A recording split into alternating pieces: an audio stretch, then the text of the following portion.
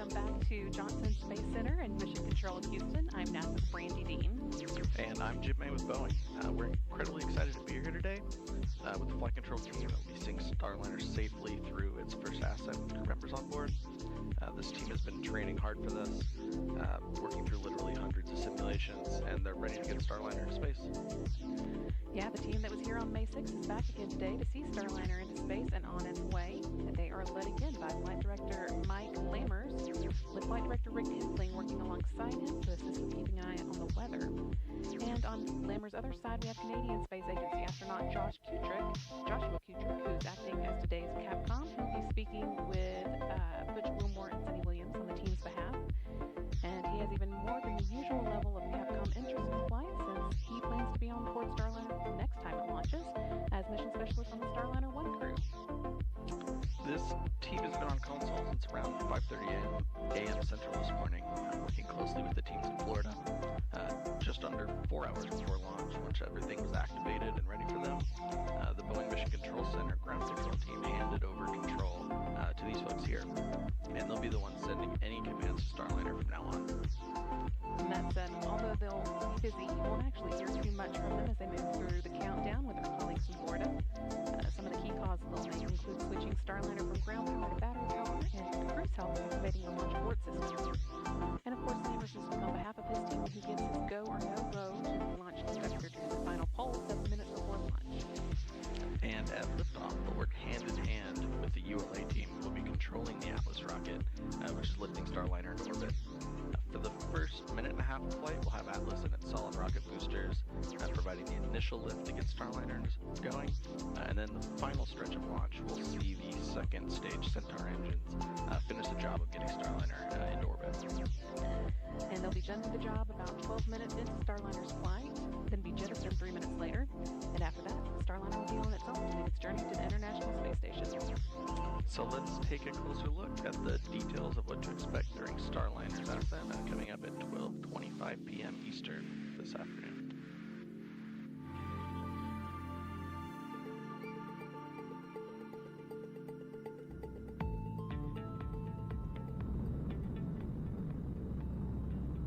Ascent begins at T-0, liftoff, the end of the countdown, and the beginning of the mission. Shortly afterwards, at T plus 12 seconds, the rocket rolls, lining up Starliner with its target orbit and putting the astronauts in a heads-up position. Then, around T plus 40 seconds, max Q starts. That's also known as max aerodynamic pressure. This is a critical time when the atmospheric forces reach their highest. Next, at about plus 1 minute 35 seconds, the two solid rocket boosters run out of fuel and burn out, and about a minute later they separate from the booster. The Atlas booster engine continues to burn for almost 2 more minutes. Then at approximately plus 4:30, booster engine cutoff, or BECO. About 5 seconds later, the booster separates and so does the ascent cover on top of Starliner. At around 4 minutes 45 seconds, the Centaur upper stage ignites, continuing the push to orbital speeds. Then a little after 5 minutes, Starliner is free of the atmosphere and doesn't need additional aerodynamic support, and the aeroskirt is jettisoned. After a long 6+ minute push from Centaur, main engine cutoff, or MECO, happens around 12 minutes after liftoff. Then, when Centaur successfully separates almost 15 minutes after launch, ULA's job is done. But Starliner is not quite in orbit yet. After a 16-minute coast, Starliner ignites 4 of its orbital maneuvering and attitude control, or OMAC engines, for the orbital insertion burn, and then 31 minutes after liftoff, the ascent profile is complete.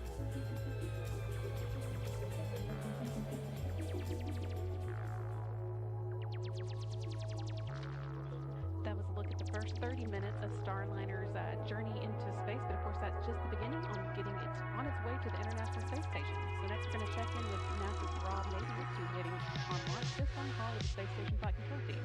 Rob? Thank you, Brandy, and good morning from Mission Control in Houston and the International Space Station Flight Control Room, where flight controllers are monitoring the countdown for the Atlas V launch and keeping tabs on the Expedition 71 crew aboard the orbital outpost.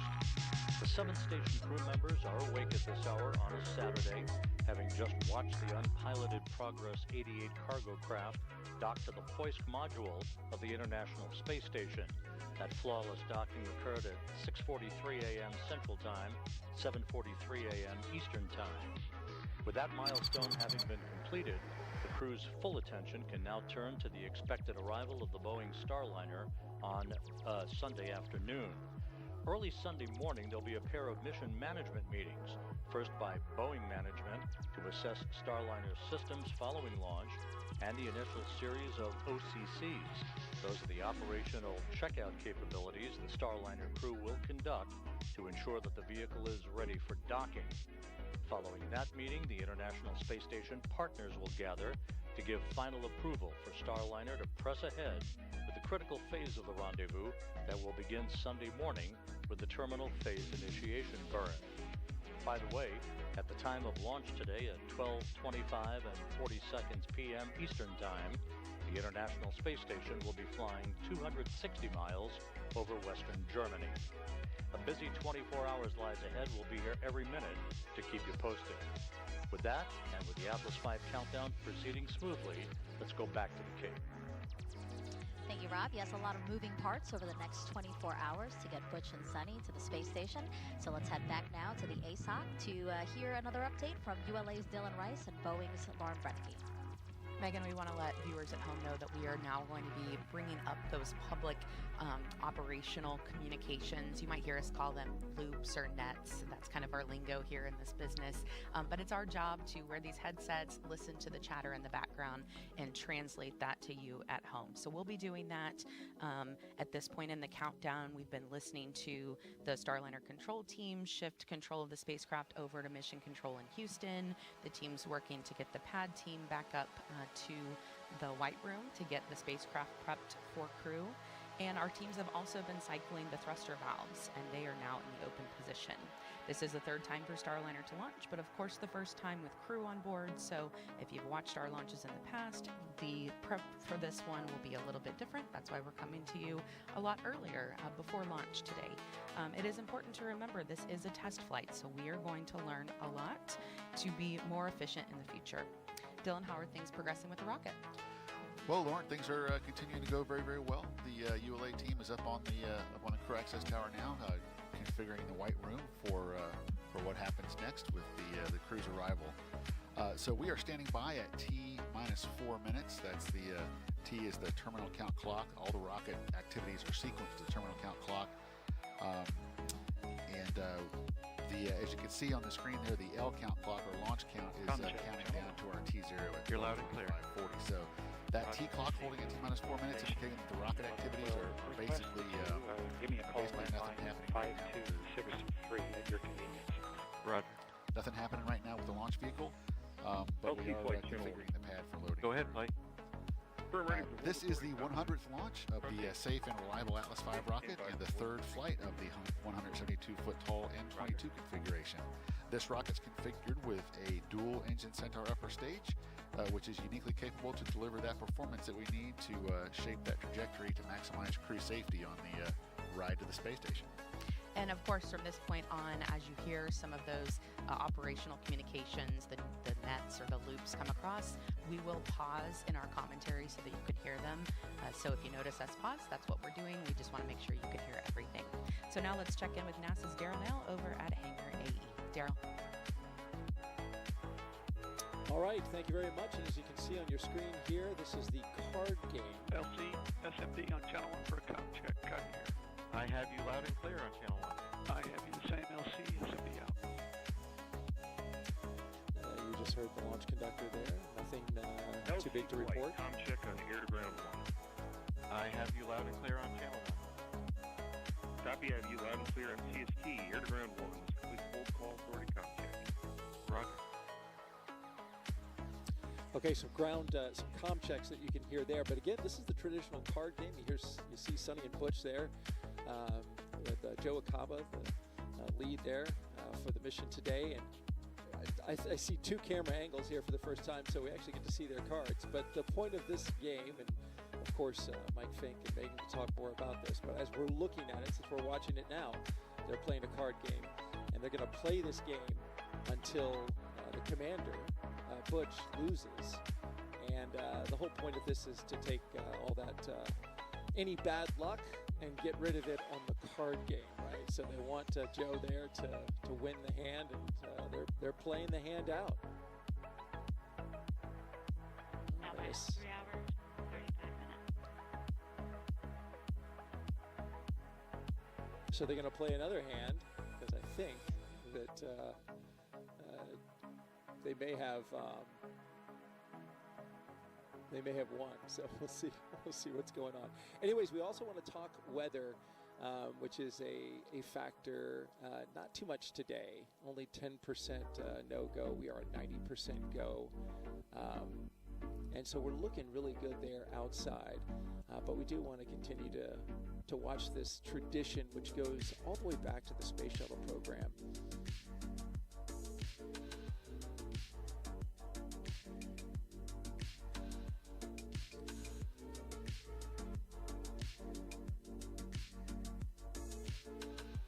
Not sure what the card game is, but they're taking additional cards. You can see there Sunny with a smile on her face as she takes another card, and Butch observes.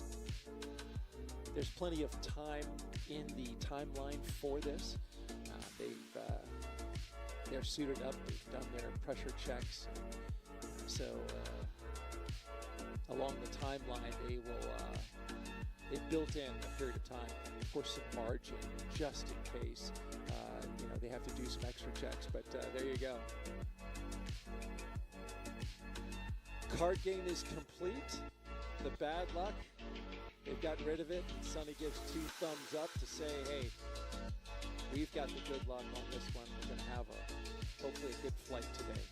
All right, as we look outside at the Atlas V rocket with the Starliner atop the rocket, you can see there in the sky, just a few clouds, not a concern. Offshore winds are driving some of them onshore, but the radar, there is no convective activity, no storm activity is basically the term there in any of these clouds. So that's not an issue at all. We are 90% go and looking good there. Also tracking NASA's oversight of the mission today, NASA Operations Manager Richard Jones just recently told his team within an hour they were all go. So we're looking good there as well.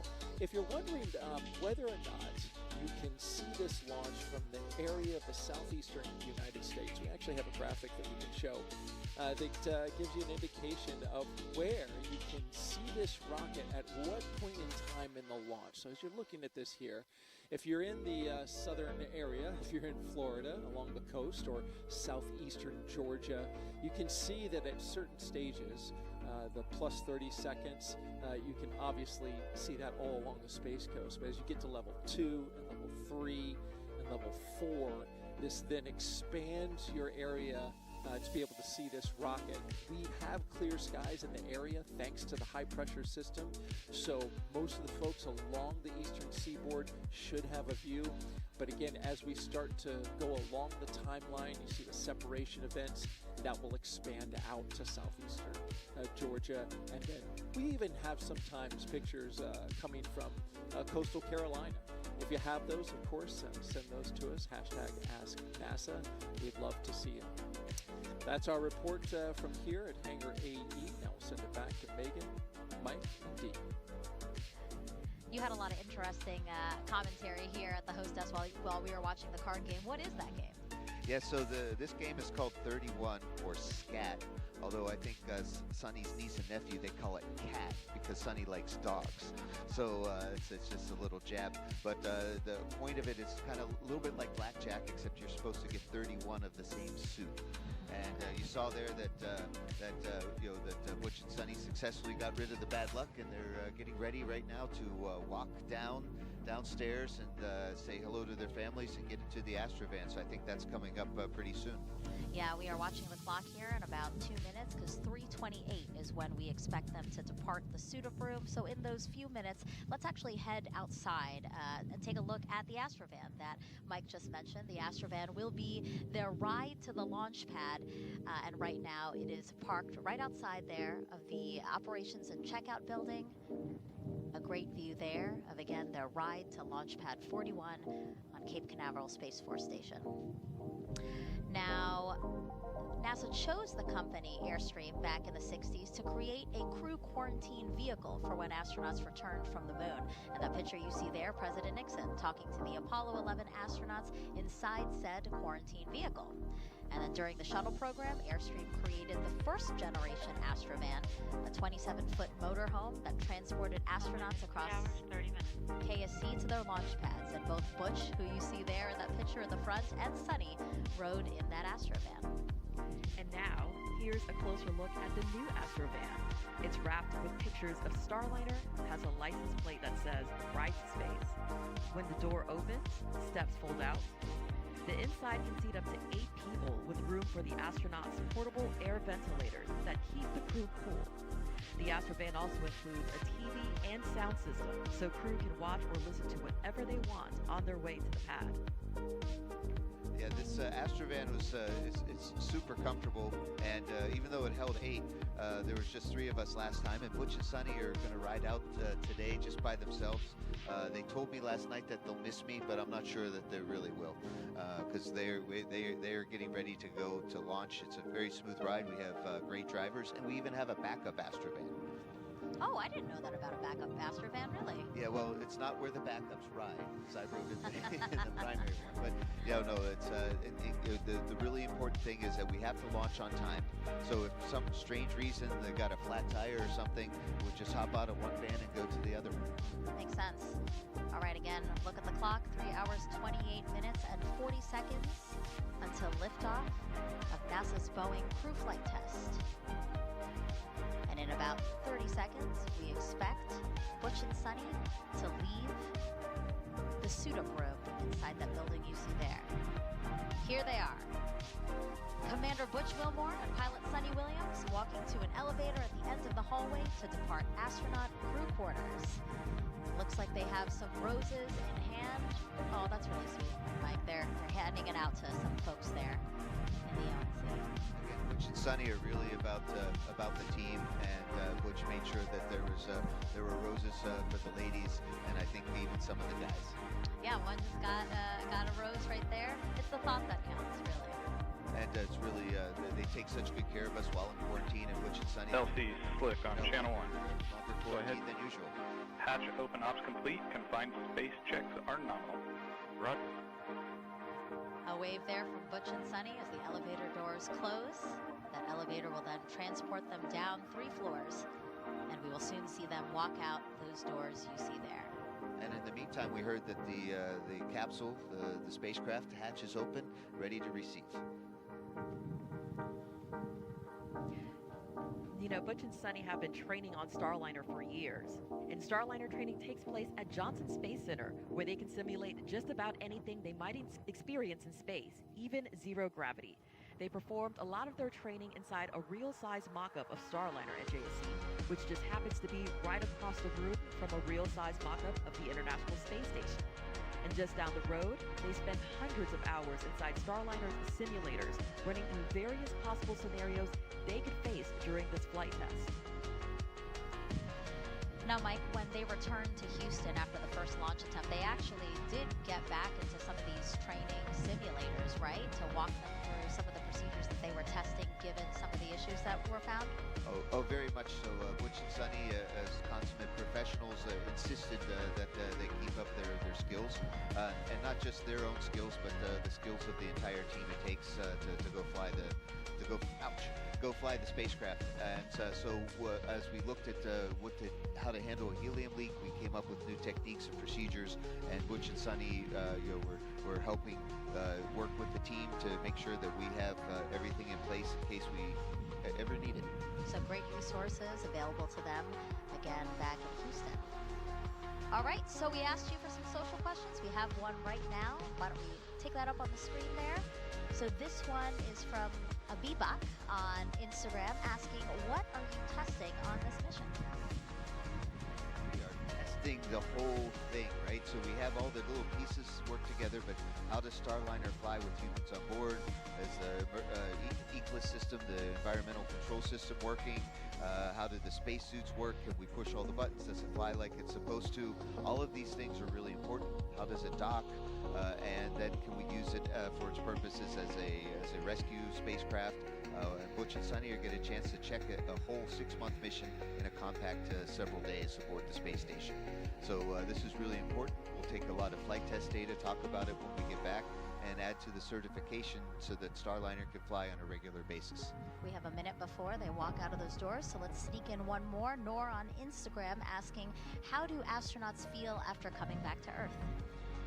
Yeah, it's really amazing because you're weightless for a while and then you come back and you have 1G again and your body is adapting. Some of us feel sick. Some of us just feel a little bit not well, but it's really amazing because within minutes to days, we feel back normal again. And my experience was of my last flight was I was hungry when I came back, so they had some sandwiches ready, and here they are. Our CFT crew taking their first steps outside for their historic flight test to the International Space Station. Commander Butch Wilmore on your left and pilot Sunny Williams to your right. Waving to the crowd there, their friend Mike here at the hostess applauding them from afar. Some roses still left in Butch's hand. I'm sure he'll hand them off to some of the crowd there that's outside of the ONC. I think his wife and daughters are there, so he definitely wants to show appreciation for how patient his family has been. Well, and you did say that Butch and Sunny have been in quarantine for a very long time now. April 22nd is when they went into quarantine. Yeah, it's been a long time. They were allowed to see their family, but from a distance, so this is as close as they've been for a while. But we do really respect the health stabilization program. We don't want our friends aboard the space station to get sick and impact the mission for sure. Talk to us about the people who are here, right? And there's different tiers that talk about or that have to do with how close they can get to the astronauts, right?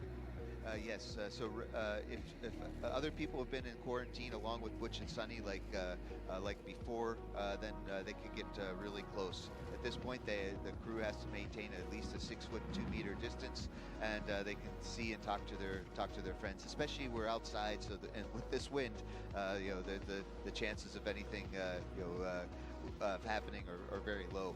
And then there's a lot of our team that are there, and we also have some very important people like the administrator and other folks too. And I think I might even see Chris Ferguson, the original commander of the CFT mission. I think he's there in the crowd also. So yeah, this is a lot of well wishers and sending blessings to Butch and Sunny for a successful flight. Yeah, it's great to see the crowd there, and also a number of your fellow NASA astronauts, right? They're there to support the crew's family. Yes, we have Jack Hathaway and Doug Wheelock. Now, Doug's a veteran astronaut. Jack is one of our new former ASCANs and now getting ready to go fly on a mission himself.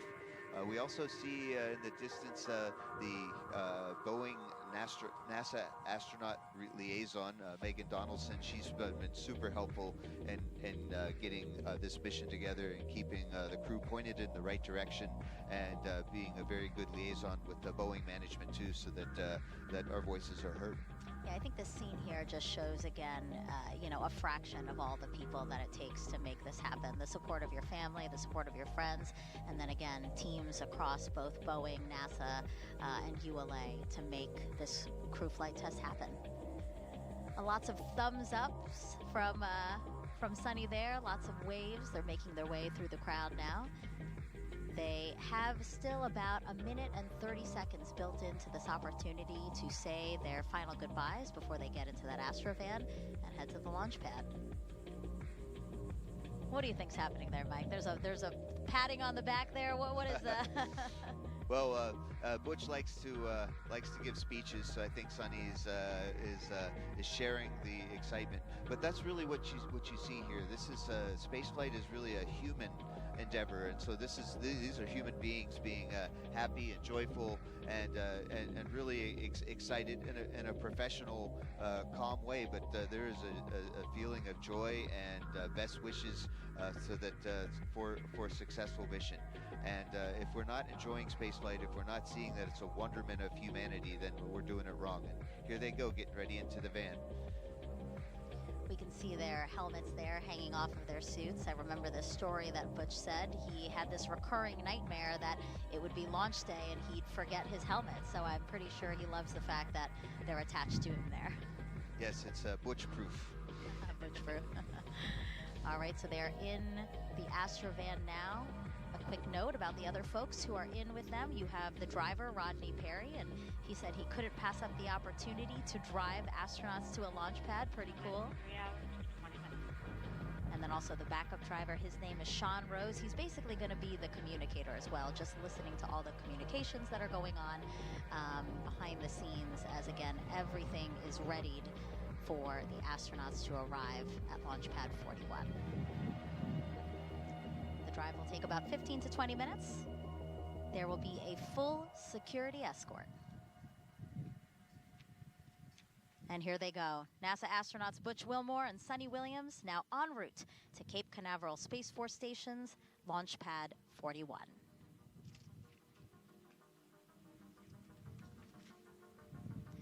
And as both Butch and Sunny make their way out to the pad, there's only one way for those two to get amped up for launch. And I know that Mike knows because he was inside the Astrovan with them on their first ride out to the pad on the first launch attempt.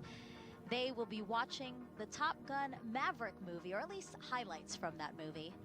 And they should be doing that right now inside the Astrovan, right, Mike? Oh boy, yeah, that's one way to certainly get excited for the mission and to remind Butch and Sunny that yeah, hey, they're on an important mission and they're test pilots, and that there's a wonderment to flying both aircraft and spacecraft. And of course, I think the Maverick movie brought that excitement of flying to everyone. And so Butch and Sunny are going to have a few clips there, the funny parts of the movie. LC Slick on Channel 1. Go ahead. Crew transport convoy is en route to LC-41. Estimated arrival to roadblock at L-306. Roger. And a fun fact was on the last ride. OSM, LC. OSM, go ahead, sir. Crew transport convoy is en route to pad. Permit entry into FHA. Roger. Yeah, that was important call there because yeah, the crew needs to get to the rocket, and if they weren't allowed to, if they didn't have permission to get inside the hazard area, then that would slow things down. But Butch and Sunny handed me the remote control and said, "You play it," and I had to figure out how to play an old VCR really fast. Oh gosh, well I'm sure they appreciate it. You probably figured it out because they were able to watch it. So again, as mentioned before, they probably really relate to the movie. They're both experienced naval aviators. And here's actually a picture of Sunny back in the day. She initially wanted to be a diver in the Navy, but said she watched the first Top Gun movie and decided to go to flight school. And here's a picture of Butch. Fun fact, he was actually a real Top Gun pilot. So you see him there on the far left of the photo. To the far right, actually, is Chris Ferguson. We were talking a little bit about him, right, Mike and Dee? Absolutely. And another fun fact is, you know, these aren't the first Boeing products that Butch and Sunny have flown. In that picture, Sunny was standing in front of a CH-46 Sea Knight, and Butch was standing in front of an F-18 Hornet. And of course, today, you know, they'll both be... 17 minutes. And of course, today they'll be the first to fly Boeing Starliner. Now let's check back in with NASA's Brandy Dean and Boeing's Jim May, who are monitoring things at Mission Control at Johnson Space Center. Thanks, Megan, and go Butch and Sunny. Here in Houston, things have been going smoothly for the flight control team and Mission Control. The team here took control of Starliner a little less than an hour ago, and they've been working through a number of steps in the pre-launch checklist since then. But even before that, one of the first things they did after coming on console was a weather briefing with the crew and crew quarters, and that was a quick conversation because the weather's looking very good for today's launch opportunity. The team here in Houston is continuing to work through their pre-launch checklists. Right now they're working in a little bit more of a monitor mode, keeping the spacecraft stable while Butch and Sunny head to the pad, and the teams in Kennedy Space Center are preparing Starliner for their arrival. Once the crew gets strapped into their seats and the hatch is closed, things here will start to pick back up as we perform cabin leak checks and monitor Starliner's life support systems, hosting crew for the first time to space. And then in the last 20 minutes before launch, there are a few important actions they'll work through, switching Starliner to internal power and working with the crew to activate the launch abort system. This carefully choreographed pre-launch process has been practiced many times as a fully integrated team. We capped off our training with a mission dress rehearsal just a week before our May 6th attempt. And we got some bonus live training from that attempt as well as our final preparation for Butch and Sunny's mission today. And of course, all of that aiming to get the crewed Starliner to the International Space Station for its crewed flight test. So let's check in with the destination, the International Space Station. Rob Navius is with the Space Station Flight Control Team, standing by to give us an update. Rob? Thank you, Brandy. Mission Control, a busy place today, with the white flight control room down the hall where you are, poised to take over Starliner mission operations at liftoff of the Atlas V rocket. And in this room, the International Space Station Flight Control Room, we are ready to collaborate with our colleagues once Starliner moves into integrated operations around 11 a.m. Eastern Time tomorrow. That's about 3 hours prior to Starliner's scheduled docking. Once the new spacecraft is docked to the station's Harmony module, there'll be a period of around 2 hours to conduct leak checks on both sides of the Starliner Harmony docking interface before the hatches will swing open, allowing Butch Wilmore and Sonny Williams to enter the station, which has been home for both of them on previous missions. Wilmore and Williams will configure Starliner systems for docked operations, then will join the 7 Expedition's 71 crew members for a typical safety briefing that will be conducted by Station Commander Oleg Kononenko of Roscosmos. The Starliner crew will then begin to transfer equipment to the station from their spacecraft and begin to settle in for this historic visit. Among the cargo items being transported on Starliner to the station is a spare pump module for the station's urine processing assembly. That's the unit that converts urine into potable drinking water. So this is a timely delivery by Wilmore and Williams. Countdown clocks are ticking backward as we close in on the launch of this test flight, and we're ready here in Houston. So let's turn it back to the Cape for our continuing coverage. Thank you, Rob. 3 hours, 13 minutes, and 30 seconds. From only the 6th time NASA astronauts will launch on a new spacecraft designed for crew. And if you're curious about the first 5 crewed test flights, here they are. First, Mercury Redstone 3, Alan Shepard, May 5th, 1961. Next is Gemini 3 with Gus Grissom and John Young, which launched on March 23rd, 1965. Great historical footage there. Then we had Apollo 7, Wally Schirra, Don Isley, Walt Cunningham, launched October 11th, 1968. Then we had STS-1 with astronauts John Young and Robert Crippen, which launched April 12th, 1981. And then NASA's SpaceX Demo 2. You see Doug Hurley and Bob Behnken waving there. That launch was May 30th, 2020. And then, of course, today you've got NASA's Boeing crew flight test with Butch Wilmore and Sonny Williams. And as Butch and Sonny's convoy passes the historic vehicle assembly building here at Kennedy Space Center, we should, of course, acknowledge what will be the 7th time NASA will fly crew on a new spacecraft off our planet. And that will be the Artemis II mission next year. You see the Astrovan now passing by where we are at the press site across the street from the vehicle assembly building. Again, the Artemis II mission next year, that'll be NASA astronauts Reed Weissman, Victor Glover, Christina Cook, and Canadian Space Agency astronaut Jeremy Hansen. They will orbit the moon, and their Space Launch System rocket and Orion spacecraft will be assembled in the vehicle assembly building.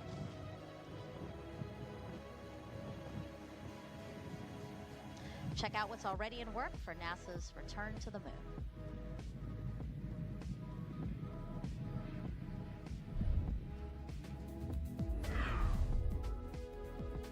Engineers inside the Neil A. Armstrong Operations and Checkout Building at Kennedy Space Center lowered the Orion spacecraft into a vacuum altitude chamber with the help of a 30-ton crane. The chamber simulates deep space to test for any electromagnetic energy that could damage Orion as it travels away from Earth. Meanwhile, the Artemis II crew completed an underway recovery test at sea. This exercise mimics Orion landing and recovery procedures when the crew splashes down in the Pacific Ocean off the coast of California. Navy divers and boats approached a mock-up Orion capsule and helped the astronauts into helicopters, which then flew them to a nearby naval ship, just like they'll do during the mission. Back at Kennedy and high above Launch Pad 39B, This 360-degree video takes you for a ride inside one of the Artemis emergency egress baskets. In the event of an emergency at the launch pad, astronauts and workers use this quick exit to get to safety. That's a look at your Artemis Moon Minute. It's really cool to see the progress that's being made with NASA's Artemis campaign, because really it's all interconnected, right? Like, so working with commercial partners like Boeing through the Commercial Crew Program allows NASA to focus on other goals like returning to the moon, Mike. In fact, if you notice, the Artemis Orion spacecraft actually looks a lot like Starliner, and that's not a coincidence. I mean, the Boeing company took some ideas from NASA. We shared ideas, as well as the parachute system have a lot of commonality too. In fact, Sunny said, hey, if you were a young astronaut getting ready to go fly to the moon, maybe you want to fly Starliner first because of the commonality, including the display and control system inside. So what this allows us to do by having the Commercial Crew Program, it really allows, because Boeing is working hard, SpaceX is working hard to allow us to fly back and forth to the International Space Station, then NASA can focus, along with the Lockheed Martin Company and the other partners, to fly Artemis and go to the moon and allow us to explore, and commercial American companies can establish some great business in low Earth orbit. This is great for new jobs, great for the country. We're now 3 hours and 9 minutes until launch. Let's check back in with Daryl Nail over at Hangar AE. All right, thank you very much, and welcome back to Hangar AE as we look at this beautiful day here at the Kennedy Space Center, watching the crew travel out to the pad.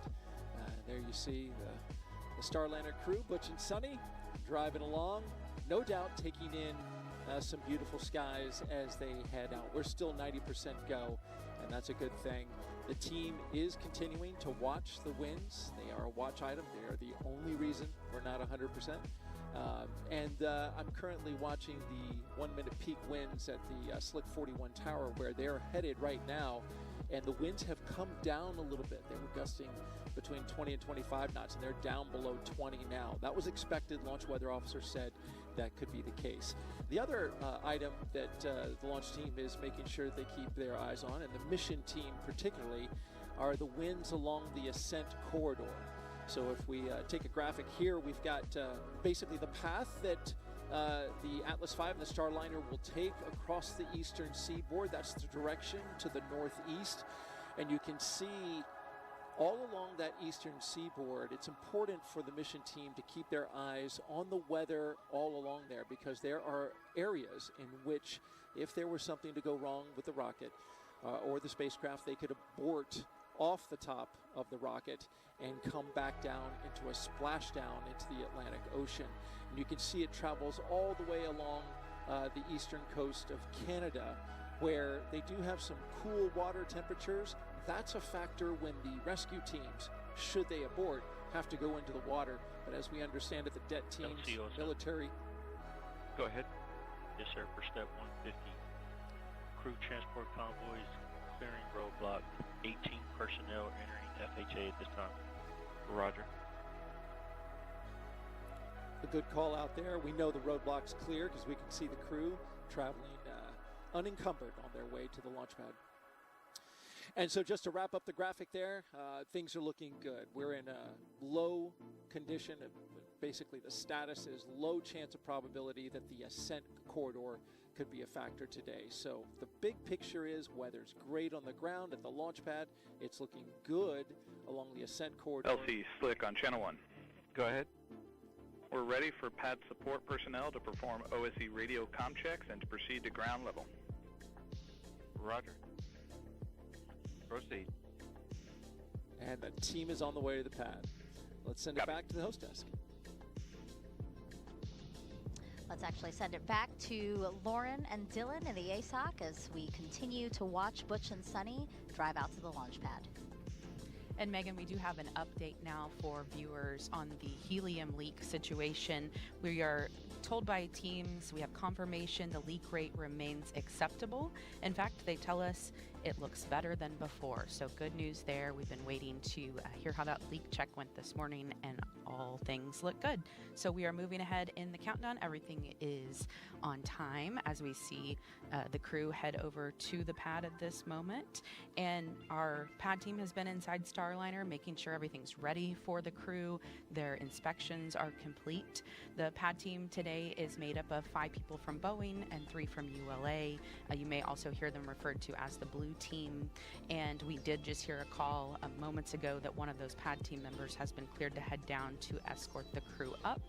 So we will see Butch and Sunny get out here shortly and head to the elevator, escorted by one of those pad team members. This is, of course, the 3rd time for both of them to go through these motions. They have done it with now 3 different rockets and 3 different spacecraft, including Shuttle and Soyuz. Transport vehicles entered pad. Roger. Crew is clear to proceed to level 12. Roger. And Sunny says that this is a test pilot's dream to be on this flight. She says she feels like she won the golden ticket. We've also heard Butch talk about how much he loves this spacecraft for its agility. He has even joked at times saying that he could do barrel rolls around the ISS if he wanted to. Of course, we won't see that happen, but he likes to say that that is just how nimble the spacecraft is. And of course, they have a lot of experience in different spacecraft. Crew transport vehicle has arrived at CAD. Roger. And Dylan, this crew feels very confident with the ride to space on the Atlas, which has a 100% mission success rate. Yeah, Lauren, that's right. The Atlas V Starliner configuration was designed with an absolute commitment to safety. It's one of the most reliable rockets in the world, and it carries an extra layer of safety for its specialized duty launching astronauts to the ISS. The emergency detection system, we call it EDS for short, was developed by ULA engineers to enhance the protection of astronauts riding atop Atlas V by autonomously monitoring the health of all the launch vehicle systems. If the system detects an impending anomaly, it can trigger an abort much faster than any human could do so, but the astronauts also have the capability to trigger an abort if required. Along with that EDS system, we have a dedicated ascent flight control team on console in Denver during the flight and any human spaceflight mission that we support. This team monitors the health and performance of the rocket during ascent to space. Our engineers provide real-time status and collaborate directly with NASA's flight director and mission control in Houston. When you hear the call sign Atlas, that's our ascent lead, and he'll be providing real-time telemetry data from the rocket and provide continued situational awareness. Crew is entering CAD elevator. All right, Dylan, as the crew is heading into the elevator, we are going to send it back over to Megan, Dee, and Mike. Now, Mike, this is different from the first launch attempt. Before they got out, you were with them, you took pictures of them viewing the rocket. Today, they opted to just go straight to the elevator. Yeah, I think they probably missed me a little bit, but it's also they've been there and done that. And today is really about focusing on the mission. So they took a few. They didn't take a few extra moments to appreciate the Atlas and Centaur, breathing and living, and they went straight to the and they're going straight up the elevator right now, straight to the rocket. And I just know what it feels like stepping out of the Astrovan, and here they are getting ready. On level 12. Getting ready to get inside, and it's just it's a great feeling of satisfaction and accomplishment to be here at this day, at this time. This is something that the whole team has been working for many years. And you know what's different, obviously, since we're launching during the day, they had great views of the rocket on their way to the pad. So, like you said, they probably had their opportunity to look at their ride to space, and now they just want to get in. So now on level 12 of the crew access tower, we see Sunny there with some of the pad team members. Butch went into that door there. That's a bathroom, and this is an important step in the countdown, obviously. Yeah, well, I was on Daniel Tiger, a TV show, and we had an episode called "Go Before You Go," and so this is what we teach all of our kids: is before long missions, you should go to the potty. And you know this from the last time. So on their ride out in the Astrovan to the launch pad, they stole your phone, right? And they made some phone calls. I just heard that they also made another phone call while on their way out. They called Mark Sorensen, the crew module lead for the crew flight test, again, while in the Astrovan. Pretty cool that they are taking these opportunities to acknowledge, again, all the folks who have helped bring them to this moment. Yeah, Mark was a production manager, and he made sure that Starliner was ready for flight. Great teammate, and I'm glad he got a phone call. Yeah. A view of the crew access arm. From our helicopter that we have flying around the pad right now. We see Sunny there on the railing, taking a look out. Yeah, you can get a great view from up there. Who needs to get out of the Astrovan and recline up? So yeah, this is the last time for a while that Sunny's going to have the breeze in her face and the smell of the ocean air and the joys of being on planet Earth. Now she's going to see it all from a great distance. And here it looks like Butch is now back with the pad team and Slick Sunny. on launch ops. An ordained minister, probably Or leading sorry, them on channel in a 1. prayer now. Go ahead, Slick. Yeah, crew has arrived at CAT level 12, and RCTV is standing by for OSM direction to return to the fallback area. Roger. OSM, LC? OSM. Roger, we can give go ahead for the CTV to clear the pad. Roger that.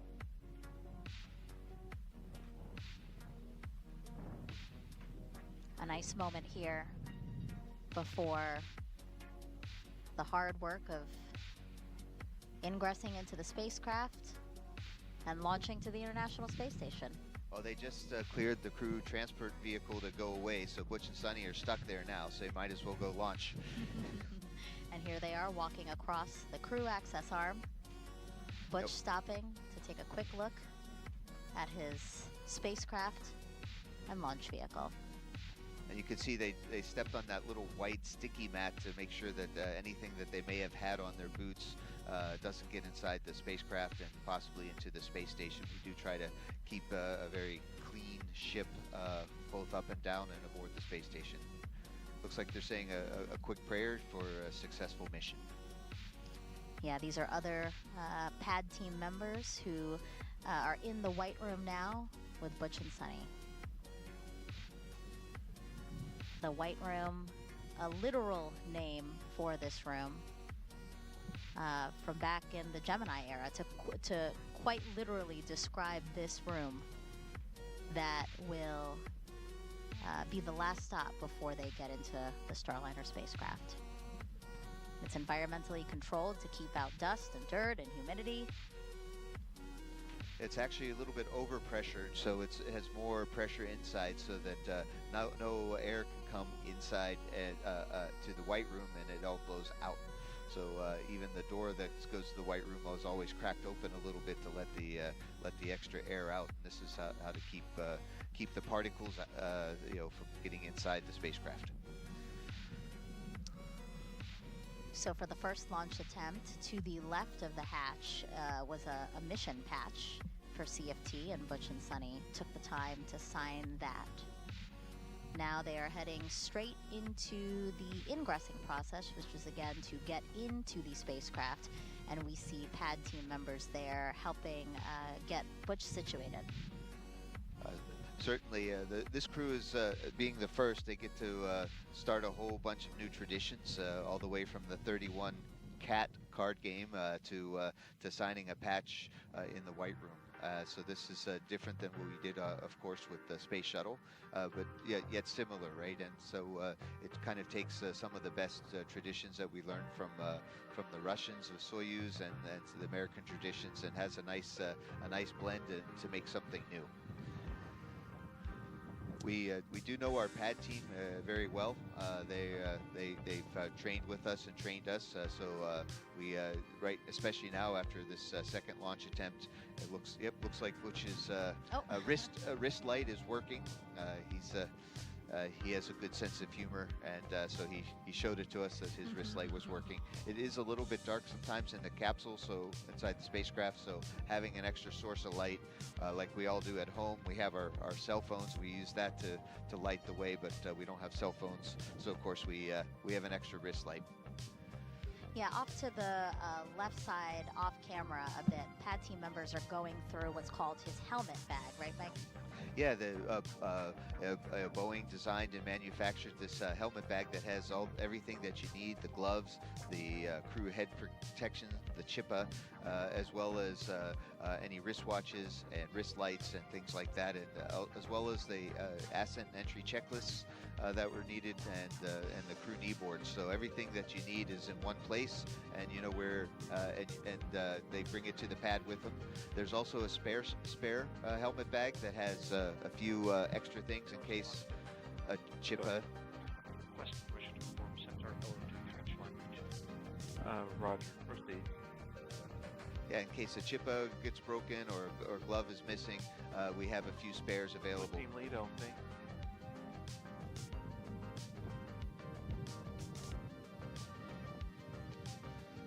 The launch conductor is calling.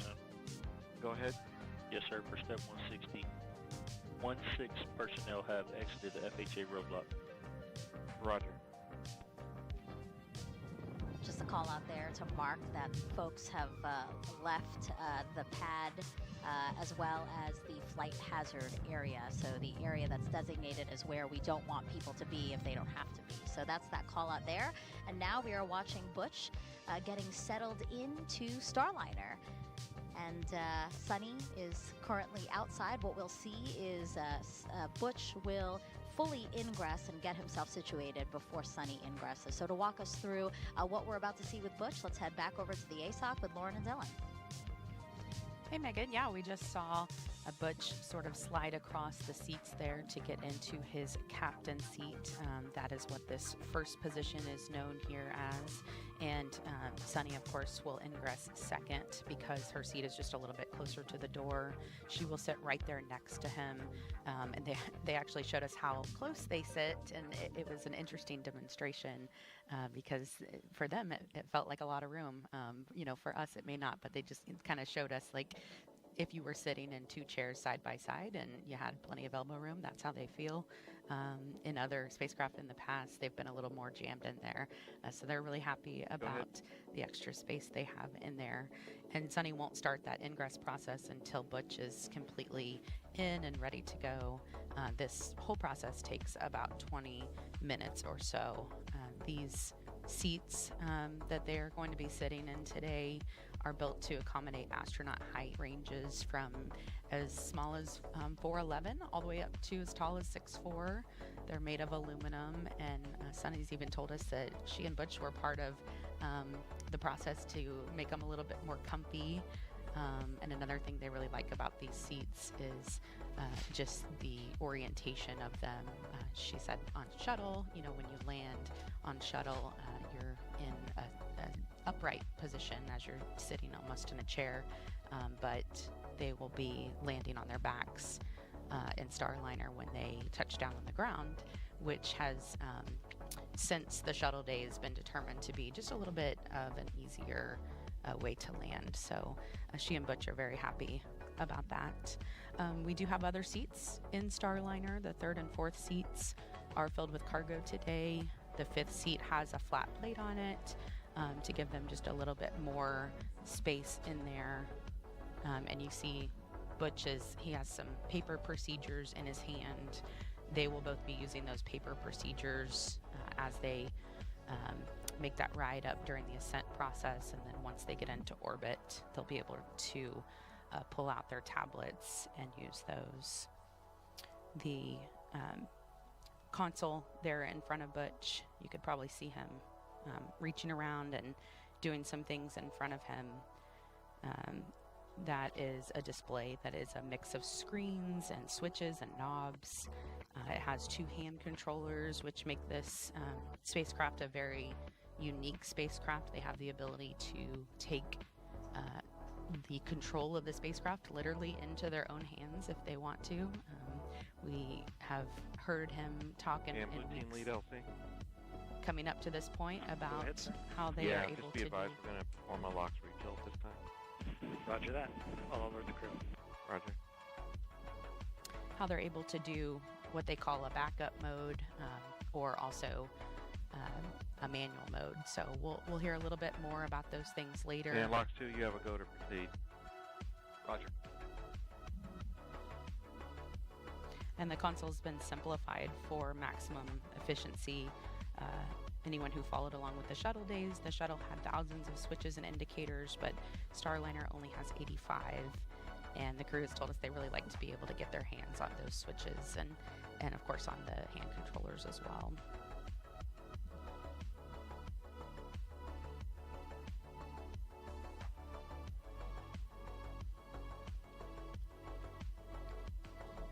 And we have confirmation that the prop system is activated and the pressures are as we expected. So things are going smoothly in the countdown.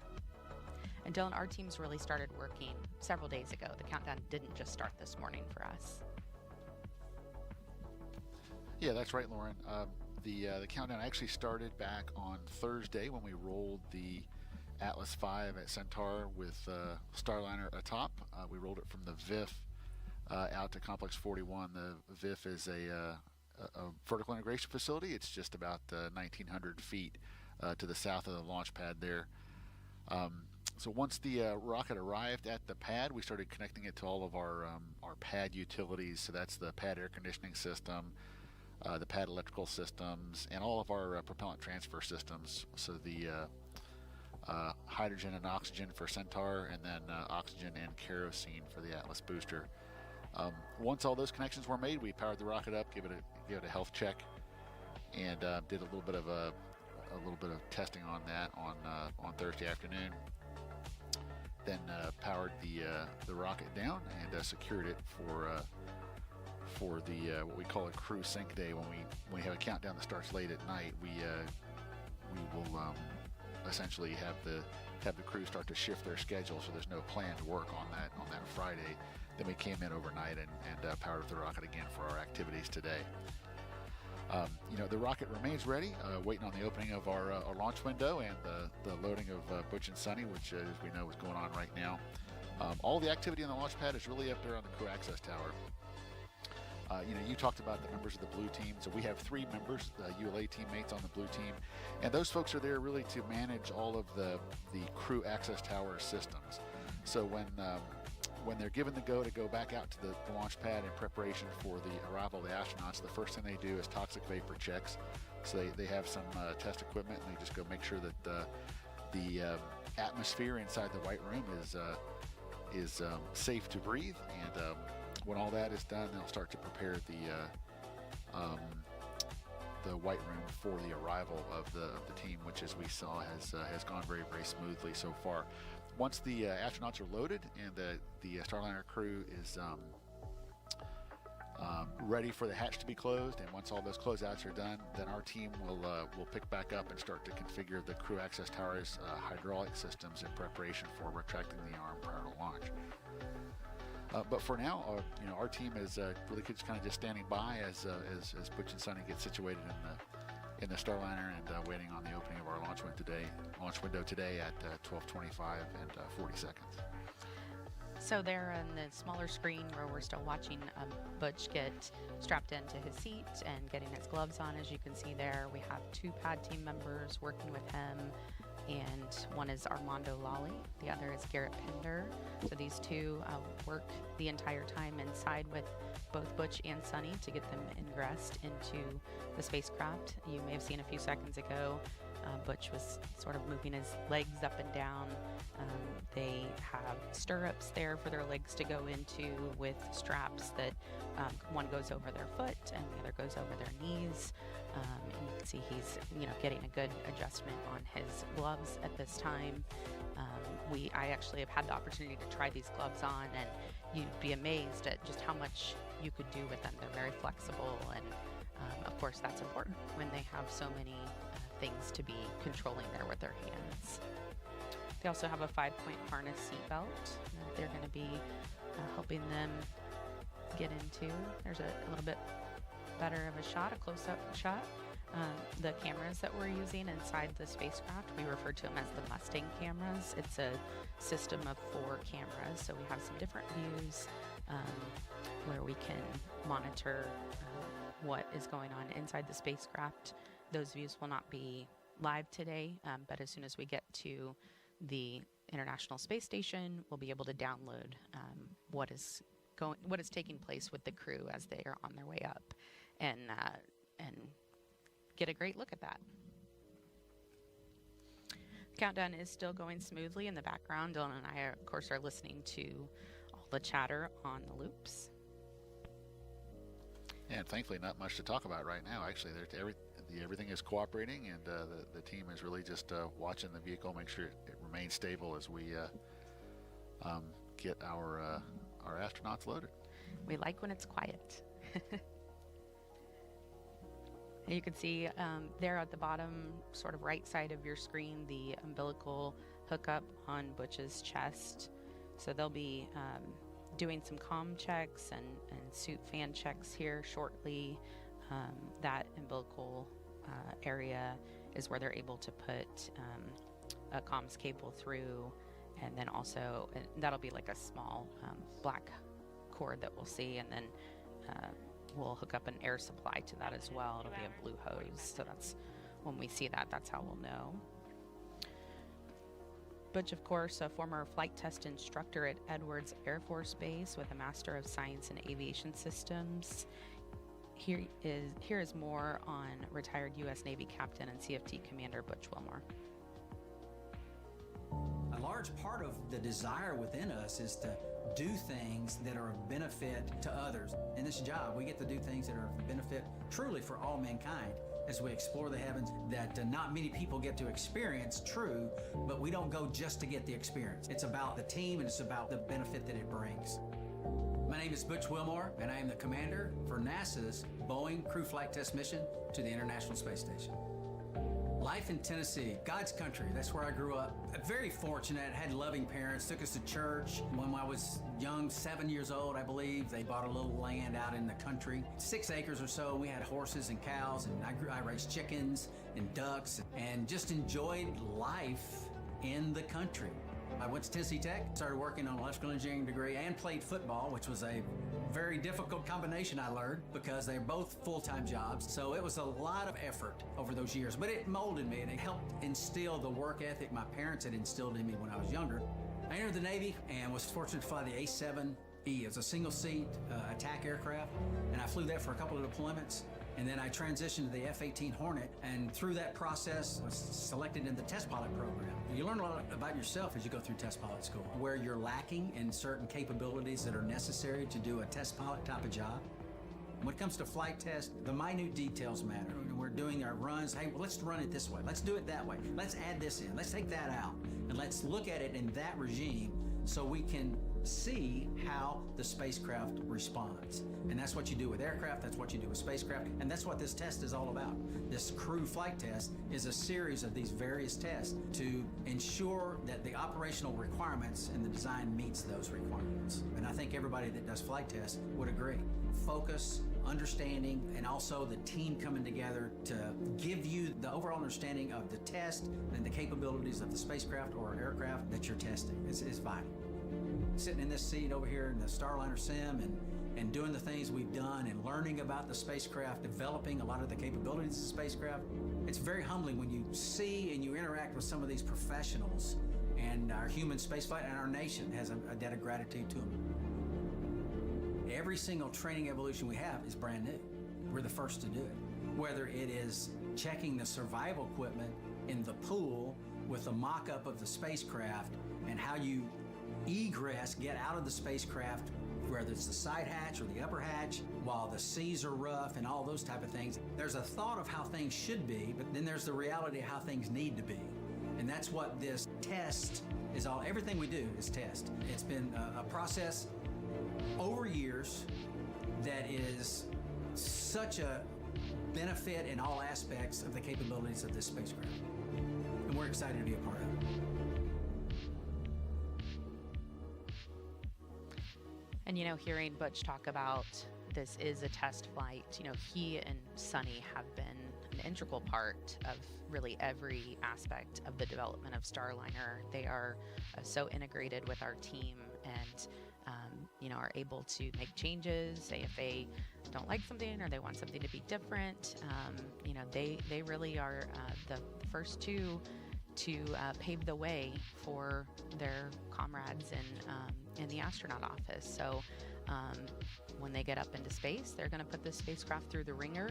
They are both test pilots at heart. It's what they did in the Navy, and they love this job. I think I mentioned earlier that Sunny said she feels like she won the golden ticket.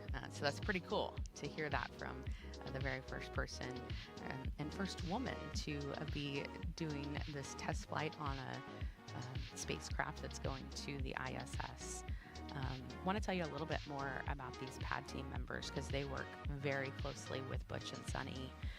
And the two that I mentioned that are inside the spacecraft, Armando Lawley, he is there just to Butch's right. If you happen to see, he'll have the number 5 on his back. You can't see it in this shot, but you might be able to in other times. He's the senior project engineer covering Boeing's Florida Space Coast. He's also a private pilot, so they have that in common. And in the past, he's worked on F-15s, F-18 Super Hornets, and 777, all for Boeing. He has been part of the build and development of Starliner really since the beginning. So he's been waiting a long time for this day, just like many others on the program, and he could not be more excited. It's pretty cool to interview him because he just really beams with excitement over this flight and this crew. And he has a great relationship with them. And then our number 6 is Garrett Pender. He is over there toward the back of the screen. You might be able to see the 6 on his back as he's sort of turned around there. He's a mechanical technician, and he's the one who will actually close the hatch today.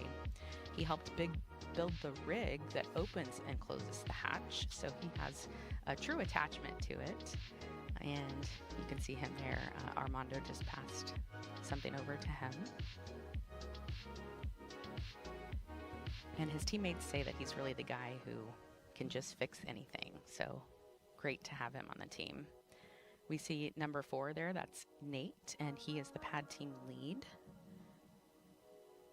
He's a test engineer manager. He manages the fluids team who performs a variety of tests from leak checks to acceptance testing of integrated vehicle subsystems. You can see another look of him there. Number 7, that is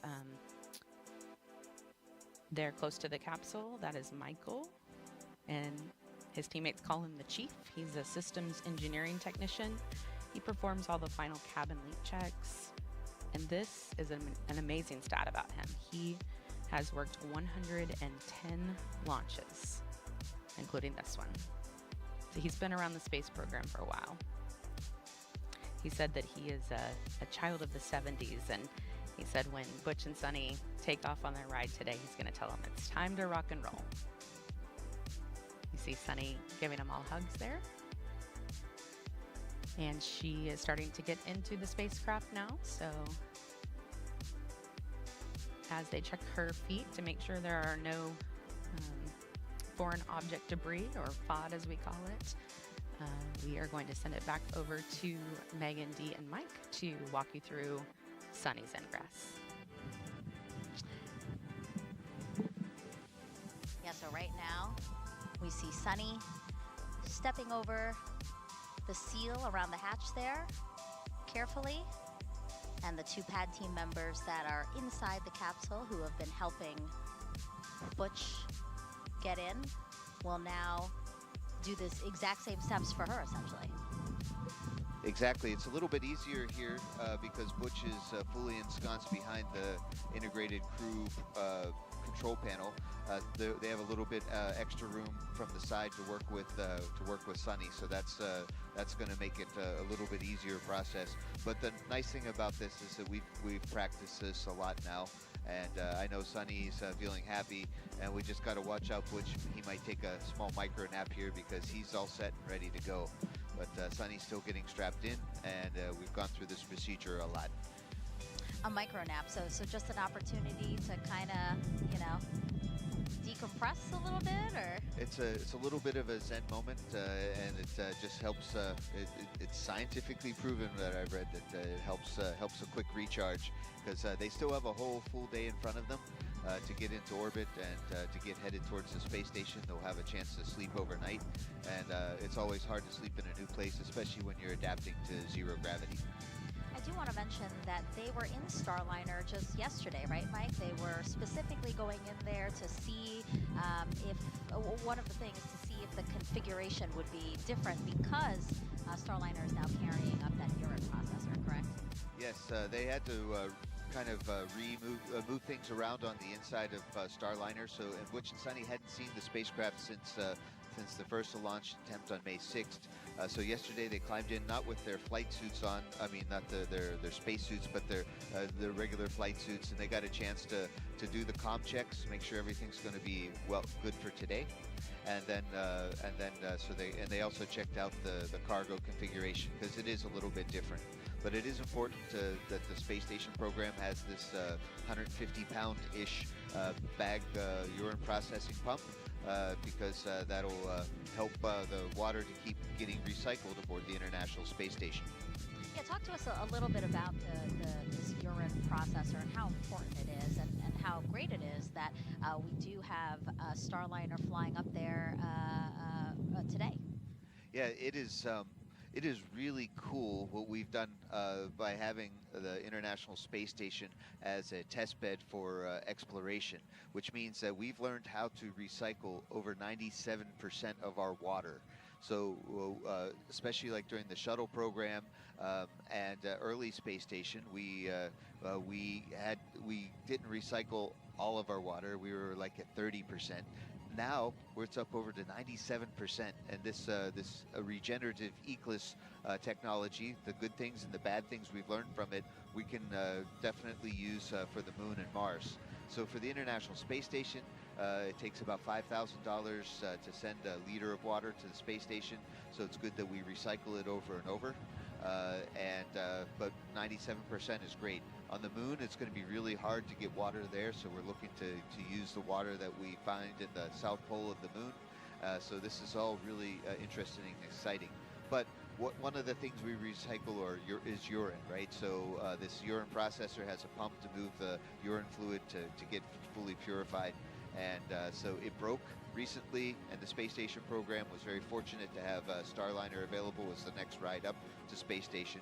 So this urine processor will help us aboard space station not to have to keep a lot of the urine stored in big bags off to the side. We'll be able to recycle it sooner than later. A beautiful aerial view now of Starliner. Again, we've been looking at views inside with both Butch and Sunny seated in Starliner. And I think the Boeing team should be really proud. They worked very hard to put that Starliner together, and boy, is she's beautiful. This is Calypso is the name of this particular spacecraft. That's right. Actually, we have a picture. Let's see if we can pull that up early since you did mention it. So the spacecraft, there it is. The spacecraft is named Calypso, as you said. Sunny named it Calypso in 2019, and it's after Jacques Cousteau's ship that he sailed all over the world to teach people about the ocean, and Sunny believes Starliner will do the same for space. So again, a picture of Jacques Cousteau there. Starliner named Calypso as his ship was named Calypso.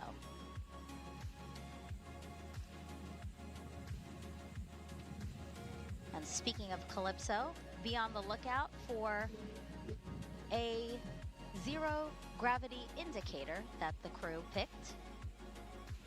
We saw it in the first launch attempt very briefly. Again, a zero gravity indicator is usually a soft toy that a crew picks to fly with them. And once the toy begins to float, it's that visual indicator that they have reached the weightlessness of microgravity. Because again, they are buckled in, snug, safely in Starliner. So really the only thing that should be floating around is that zero-G indicator. And Sunny's niece and nephew helped her choose this zero gravity indicator.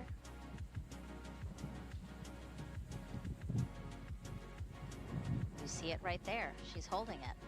A narwhal. It's a kind of toothed whale. Male narwhals are the ones with the signature single straight tooth or horn. Sunny wanted to choose an indicator that raised awareness for how space and ocean research go together. After all, you know, space gives us a unique vantage point of our oceans. This particular narwhal toy was coincidentally also named Calypso, which is part of the reason why they chose the toy. And just so we get a better view for it, because it is kind of hard. So what we expect to see, right, is Sunny after she is buckled in and she does her comm checks as well, her communication checks as well as her suit leak check. They will pull the zero gravity indicator out of her helmet bag, and they will then tether the toy. And here is, here is a closer look at that zero gravity indicator. It is very sparkly. Very sparkly. I love it here. And yeah, like I didn't know that it was actually already named Calypso, and that was why I thought Sunny also named it Calypso. But really, I mean, this is great because she does have a love of oceans, right, Mike? So this is just serendipitous, right, that we found a narwhal named Calypso already. It was meant to be. Yeah, talk to us about her love of the oceans and ocean research. Yes, so Sunny grew up in both Ohio and Massachusetts, and she's very close to the Woods Hole Oceanographic Institute, and she's spent a lot of time as a Navy person and a graduate of the U.S. Naval Academy on the ocean. I actually had a chance to live with Sunny under the ocean in the NASA's NEMO Extreme Environment Mission Operations program. We lived 50,000 millimeters under the sea, and it was great to see her love of. She was our science officer. It was great to see her love of the ocean and how well she scuba dives. So yeah, this connection with the Navy, with narwhals, with nature, with Earth, as well as the name of the exploration vessel that got to know the oceans better with Jacques Cousteau is a perfect name for an exploratory spacecraft that's going to go fly soon.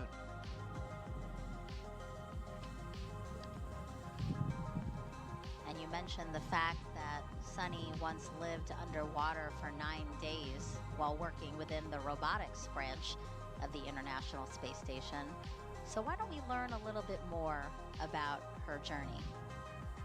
Again, the retired U.S. Navy captain, Boeing CFT pilot, Sunny Williams. Exploration is curiosity. It's asking the question why. It's taking that next step. Every time we do something for the first time, we're expanding our knowledge. My name is Sunny Williams, and I'm the pilot for NASA's Boeing Crew Flight Test Mission to the International Space Station. I feel really lucky to have grown up in a small town outside of Boston, Needham, Massachusetts. It was a great town because we were able to ride our bikes everywhere we went. My brother, sister, and I, we were all swimmers, and it was just a great childhood. My dad was a doctor and also did neuroscience research. We were the strange family who had pictures and diagrams and brains on our dining room table. My older brother went to the Naval Academy. I started researching a little bit, and I thought, well, what the heck, I'll try this out. And when I went, I found that I really loved it. Teamwork, followership, leadership, those opportunities that we had right from the very beginning, and to accomplish something a little bit bigger than yourself. And I think that paved the way for the rest of my career. Got a basic engineering degree from the Naval Academy. I really didn't know what it was all about when I went through that course curriculum, but when I went to test pilot school, all of that stuff sort of gelled together. I was like, oh wow, this is why we do math modeling. This is how we try to predict how changing an engine is going to affect the way the helicopter flies.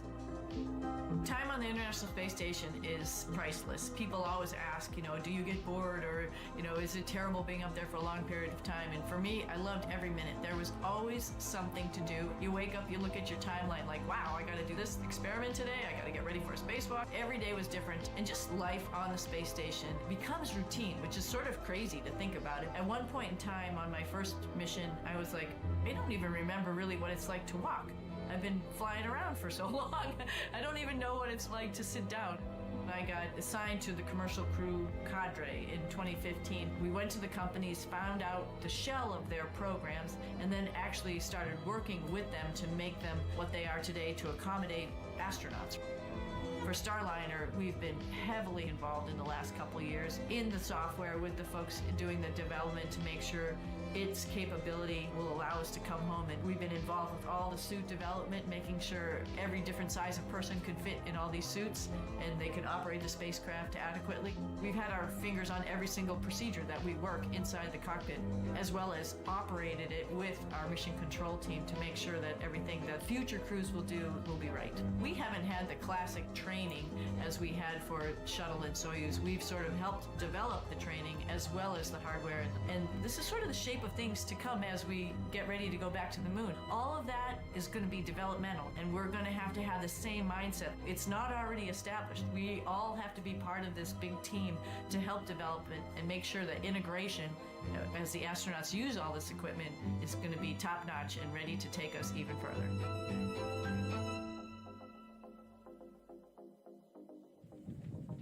Really cool to see both Sunny and Butch's background, and again, you know, how they've got to this moment. And they're different backgrounds, right? Absolutely. Even though they were both in the Navy, they both approached things quite differently. Sunny came to us in 1998. I remember when she first arrived, and then Butch came to us in the year 2000. And Butch focused a lot on space shuttle. Sunny and I worked together in Russia a lot. She picked up Russian language super fast, and so she flew aboard the space station pretty quickly. But it's been nice to see when Sunny joined us for CFT that how well she and Butch get together or work together as a crew, and how well they get along, and they're a great team for a great mission.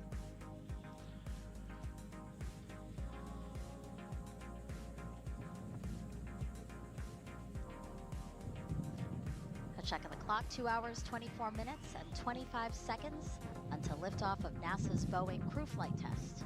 The first time astronauts will fly on Starliner's spacecraft, the Starliner spacecraft that you see right there on top of a United Launch Alliance Atlas V rocket. Another beautiful aerial shot of the spacecraft and rocket on pad 41 at Cape Canaveral Space Force Station.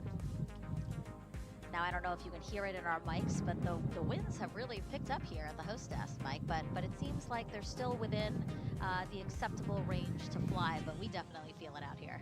Oh yes, well, it's a nice cooling effect, but I do think our weather team is all over it, and they're watching carefully so that the offshore winds, or onshore winds in this case, will be safe. And so we're still keeping an eye on it, but all predictions show that we should be okay. We'll find out. I do have some breaking news from Mission Control Center in Houston. Butch and Sunny, they just had a taco breakfast delivered to the flight control teams, just because they're thinking of other people, and that's what's really neat. I didn't get one here. I don't think we got one, but I know. No. But I'm really happy for the guys at the Mission Control Center. So thanks, Butch and Sunny, for looking out for others. Oh, that's really sweet. Yeah, it's been very thoughtful. The whole broadcast so far, we have seen them call people, acknowledge people, hand out flowers, and now a taco breakfast, huh? It does look from appearances that we might be running a little bit early. Again, our timelines are built for 4 people. We're getting ready for Starliner 1 next year. Go check on. NPRV unlock extended and faster push. That copies all. So that's the negative pressure relief valve right behind. Copy 202 monitors being removed from the vehicle. Right behind Sunny's head, and they are getting ready to close out the cabin and pretty soon close the hatch. So it looks like we're running. Starliner crew, it's been an honor not to stop in my group of my friends. Anything else you need help with before we leave?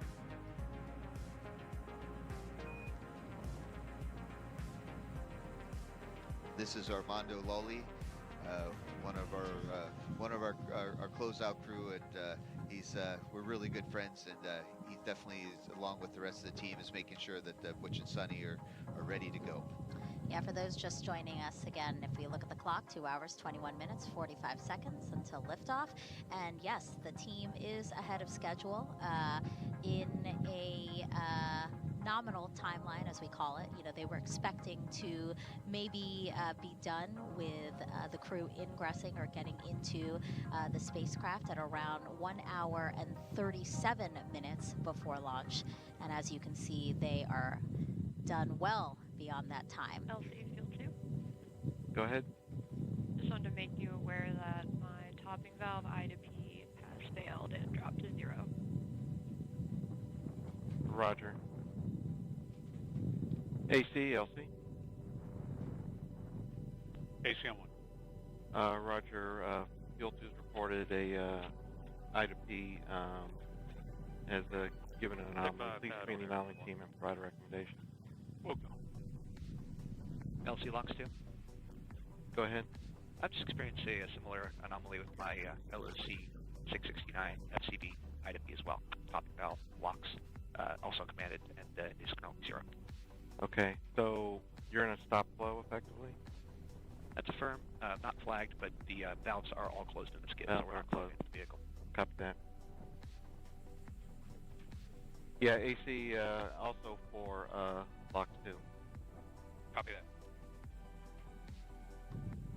Yeah, we can hear the launch conductor, Mr. Lebo, Doug Lebo, working some small anomalies right now that just popped up, some sensor indications for some loading valves. We'll see how the anomaly team works on it, but this is kind of how launches go. They receive some data and start looking at it and see what's possible and what to have to work on. So we'll hear more about that. In the meantime, it looks like they're getting ready to close the hatch. Starliner Houston for the entire crew, comm check on air to ground 1. CDR, loud and clear, air to ground 1. TLT, loud and clear, air to ground 1. Starliner Houston has both crew members loud and clear, air to ground 1. Stand by for a comm check of air to ground 2 via the T0 line. You're going to hear me and reply on air to ground 2. Stand by. That's Josh Kutrig, the Capcom, my crewmate for Starliner 1.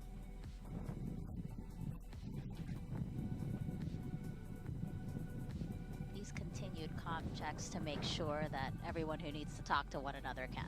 Well, communication support, especially in a big team sport, so like spaceflight. So it's good that it all works. At Houston, TLT, loud and clear, air to ground 2. And just to set expectations for our viewers, they will continue to hear comm checks almost up until liftoff. Like we hear them even within that final half hour, just to make sure that everything is still working as it should.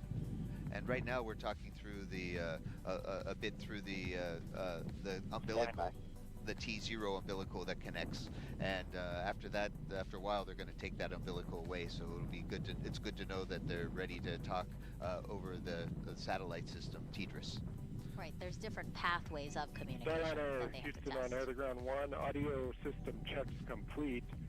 In 10 seconds, it will be L minus 2 hours, 18 minutes. 3, 2, 1, mark. L minus 2, 18. Good check. Copy, good check. LC Slick on channel 1. Comm panel. Lift Go ahead, off Slick. on air to ground 1 and 2. Crew insertion is complete. Roger. All right, you heard that call out. Crew insertion is complete. Listen only on air to ground 2 just makes it a bit easier for us. That's what I figured. Okay, there's air to ground 1 only talk. Okay, copy. Your sound and Rio getting clear here, so it's all working. One other note from us is a thank you. Everyone here is enjoying a lot of breakfast, and we understand that you two had something to do with that. Roger, so you also command a stop flow. Look up. Field 2's Hey, it's our pleasure. A well-fed team is a well-ready team, so we are happy you guys are well-fed. You heard those communications there, Mission Control in Houston, thanking Butch and Sunny for sending a taco breakfast to them, and Sunny saying a team well fed Channel 1. is ready to launch them. Yeah, just for your awareness, we're troubleshooting a control issue on both the Centaur locks and hydrogen topping valves. So we're currently have both those tanks in a stop flow condition, so we're not actually topping at this point. No safety concern at this point, but just want you to know we're troubleshooting that. Roger. Yep, flight copies follow them, Justin. Roger. So there's communications between members of the launch team acknowledging that they are currently watching an issue with the control center locks and hydrogen topping valves. Mike, can you talk to us about what topping is? What are these valves? Really break it down for our viewers. Certainly. The Centaur is the second stage. We're kind of looking at it right in the center of the screen right now. It's a little bit thinner than the rest of the rocket and spacecraft. It has two. This one's a dual engine Centaur, meaning it has two RL-10 engines, and that allows the Starliner, after it gets off the booster phase, the first stage, it can fly us in a really nice shallow trajectory over the North Atlantic exclusion zone to give the crews more chances in case of abort. So the Centaur is a well-proven upper stage. We've used it quite a bit in the U.S. space program as well as for national security launches. It uses its engines use liquid oxygen and liquid hydrogen, which is super efficient. Tori Bruno, the president of United Launch Alliance, calls it a Porsche or a sports car of engines, very high specific impulse, so it gets great quote-unquote gas mileage. Liquid hydrogen and liquid oxygen are wicked cold, as they would say in Sunny's Massachusetts. They're very cold, and so you can see it kind of some liquid oxygen right now boiling off right under the bottom of your screen there. And what they do for topping is that as the liquid oxygen normally boils off, just because even no matter how insulated you make it, it's still going to turn from a liquid to a gas. That they top it off. And it sounds like both for liquid oxygen and liquid hydrogen. And so in this case, it sounds like that the top off valves, they were having some issues with them, and they're looking into it. And I'm sure these are things that United Launch Alliance has perfected over time. So we'll see what answers they come up with as they work together on the anomaly team. Yeah, and I think it's really important. We did hear them say no safety concerns as of yet, and then we heard them say, we're going over to channel 2. So we have been listening to, again, communication loops or nets between the different members of the teams monitoring today's launch, and essentially you hear some of the public loops, public communications that go out, but they also go to different channels so that they can work all of these different issues. So that's what the team is doing right now, but in the meantime, we are still proceeding towards launch, and again, are early in the countdown. They were expecting to be closing the hatch around 1 hour and 37 minutes to launch, but here we are at 2 hours and 13 minutes to launch. We see Butch and Sunny inside Starliner, and I don't see any pad team members because I believe they have, they're all outside there of the white room. So basically what's happening now are hatch closure preps. So the pad team has gone through the Starliner spacecraft to make sure anything that isn't supposed to be in there is taken out. And now, Mike, they are outside and making preparations to close the hatch. Yes. One of the things that we have, or the seal around the hatch, is really important to maintain a hermetically sealed capsule so it can keep the air inside. So we have I think you can see it in the picture, a golden frame that goes around the hatch seals to protect them as people go inside and out, that they don't harm the seals. So they're going to take off the hatch seal cover and then do an inspection and then close the hatch. They've perfected the procedures over time, so this is something that the pad team is really good at. And there are methodical steps to hatch closure, as you were saying. Again, making sure that they're checking the seals, the framework. There's also like support structures, right, that they need to move out of the way before they actually close the hatch. That's exactly it. And that's pretty important. But the really neat thing is that once they close that hatch, it will not open again until they land somewhere in the southwestern desert of the U.S. Yeah, So crazy, huh? they need to make sure it's leak tight. Again, beautiful shots there of our Space Coast. You know, this is the first time I'm going to see a Starliner launch. I missed the first two. I was in helping support the mission in the Boeing Mission Control Center. So I'm personally looking really forward. It's right behind us, and looking forward to seeing the beautiful rocket launch. Again, a big thank you to you for being here. I know that the first time around you had a pretty cool role as well. But again, all of that insight, your intimate knowledge of both the crew, but also the procedures, the mission, really invaluable to our viewers, and really explaining why this launch is so important. Well, thank you. I enjoy my job. I've been an astronaut for half my life, and I love it. And I'm hoping that we're talking and reaching out to future astronauts out there, because there's more and more with commercial crew program and other things. We're able to send more and more people to different places in space, and this is a great mission to be part of. And I'm enjoying sharing it with Dee and you, Megan. 2 hours, 10 minutes, and 8 seconds to launch. Again, this flight test is a big deal. It's only the 2 hours, 10 minutes. 6th time that NASA ECS astronauts... LC. Go ahead. Adjust the ISA flow rate to 170 pounds per minute. Roger.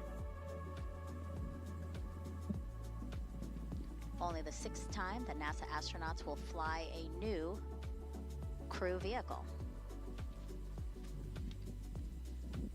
And here on NASA TV, we're all sharing this adventure together.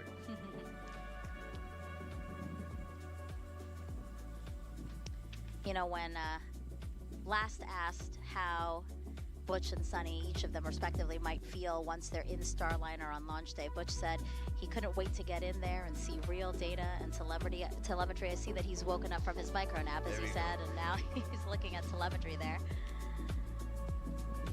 Yes, we have a really nice simulator system back in Houston, and with the Boeing company, they have... LC on one, this is RLM. Go ahead, RLM. Yes, sir. I have received, it appears, 4 OTCs at this time. The first one is line item 326, and LH2 Delta P. Looks like they all 4 armed. Roger. David's avatars. Roger. Understand, and that's a result of us not topping at this point.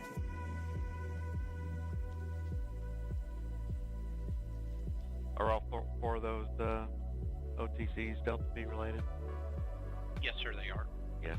Okay, let's continue to monitor that while we're troubleshooting the topping valve. I copy. I think that was some conversation that talked about with they stopped topping the second stage, the Centaur tanks, so they were receiving some more telemetry saying, hey, we're not being topped right now, and so they're saying, yep, that makes sense to us. They're going to continue troubleshooting and see how it progresses.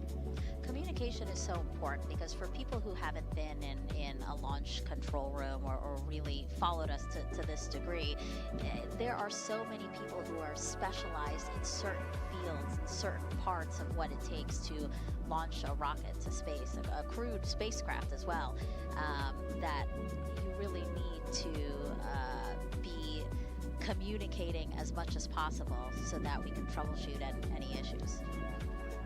And that's something that I've noticed as my kids have gone through school, is that they've learned how to been focused more not just on reading and writing and arithmetic, but also on how to work together in teams and how to communicate with each other effectively.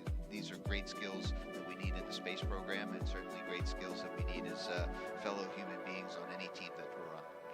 So we're looking inside of Mission Control at Houston, and again, all these different consoles have different teams that are specifically monitoring certain things, certain aspects of the launch. So again, it takes a lot of people to do what we're doing today. And here's inside ULA's room as well. You can see it takes a large team of dedicated professionals to get people into space. And again, Butch and Sonny are sitting at the tip of the spear, but here's the rest of the team that's working hard to get the mission accomplished today. Now,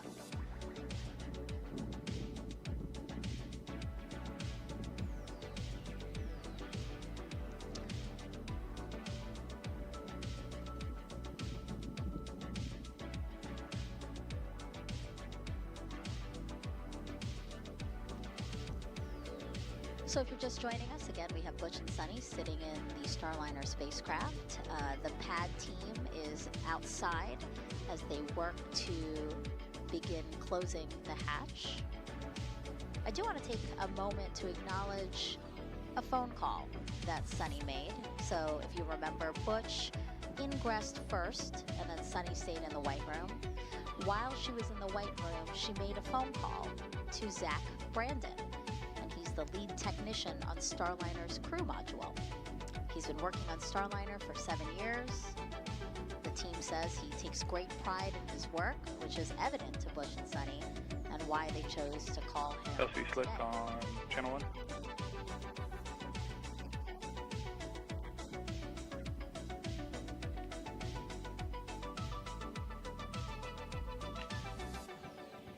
Brandon now watching the launch with family and other Starliner coworkers. Yeah, no, I gave you crew insertion is complete, so the team did exit the vehicle, put the last couple bags in, and they're starting hatch closure preps, and we'll stand by for approval to close hatch. Roger. I bet Zach was surprised to get the phone call from Butch and Sonny. He's like, hey, what are you guys doing there? Yeah, again, I think this crew has been so great about acknowledging everyone. I mean, Dee, this must be great, again, to see them take these opportunities to acknowledge some Starliner and Boeing employees. Absolutely. You know, they have been working closely with this team, as well as Mike here, for many years. And so it's extremely thoughtful. I'm sure, you know, the team really appreciates it. But again, you know, they've worked together for a long time to get to this point. So being here is exciting for everyone. On the first attempt, Sonny called Bill Barr from the White Room, and Barr is the responsible engineer for the ECLIS system, which stands for Environmental Control and Life Support System. And that system provides a habitable atmosphere in Starliner for Butch and Sonny throughout their flight. So that was really cool because Bill sits in mission control. So for that first launch attempt, we were actually able to see him receive the phone call. As you said, Zach, we were not able to get him on camera as he is at a launch viewing site here at Kennedy watching with family and friends, but I'm sure he was as thrilled and excited as Bill was on the first attempt.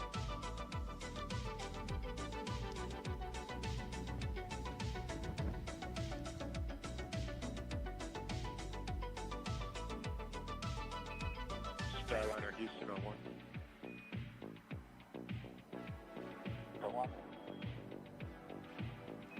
Just giving you an update, ULA is working an issue with a Centaur topping valve.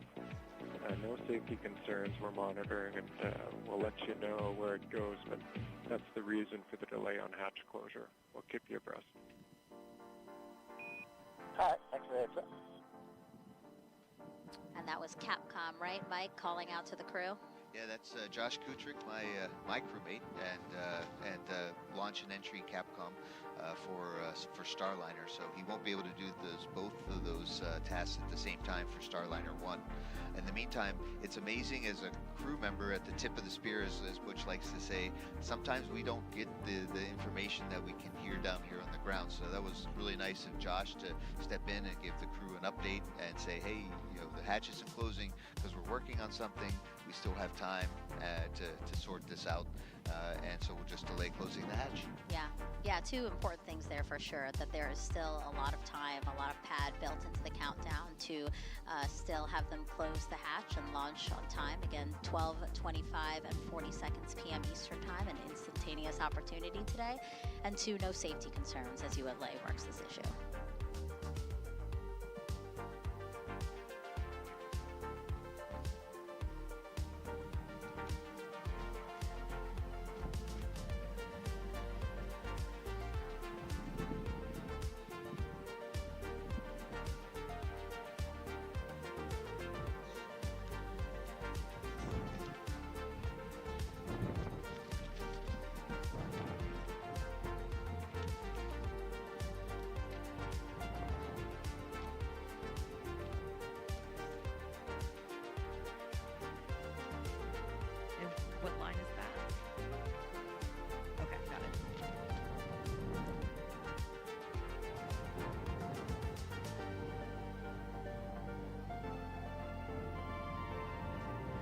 certifying a second spacecraft for regular flights to the International Space Station will greatly benefit the orbiting lab.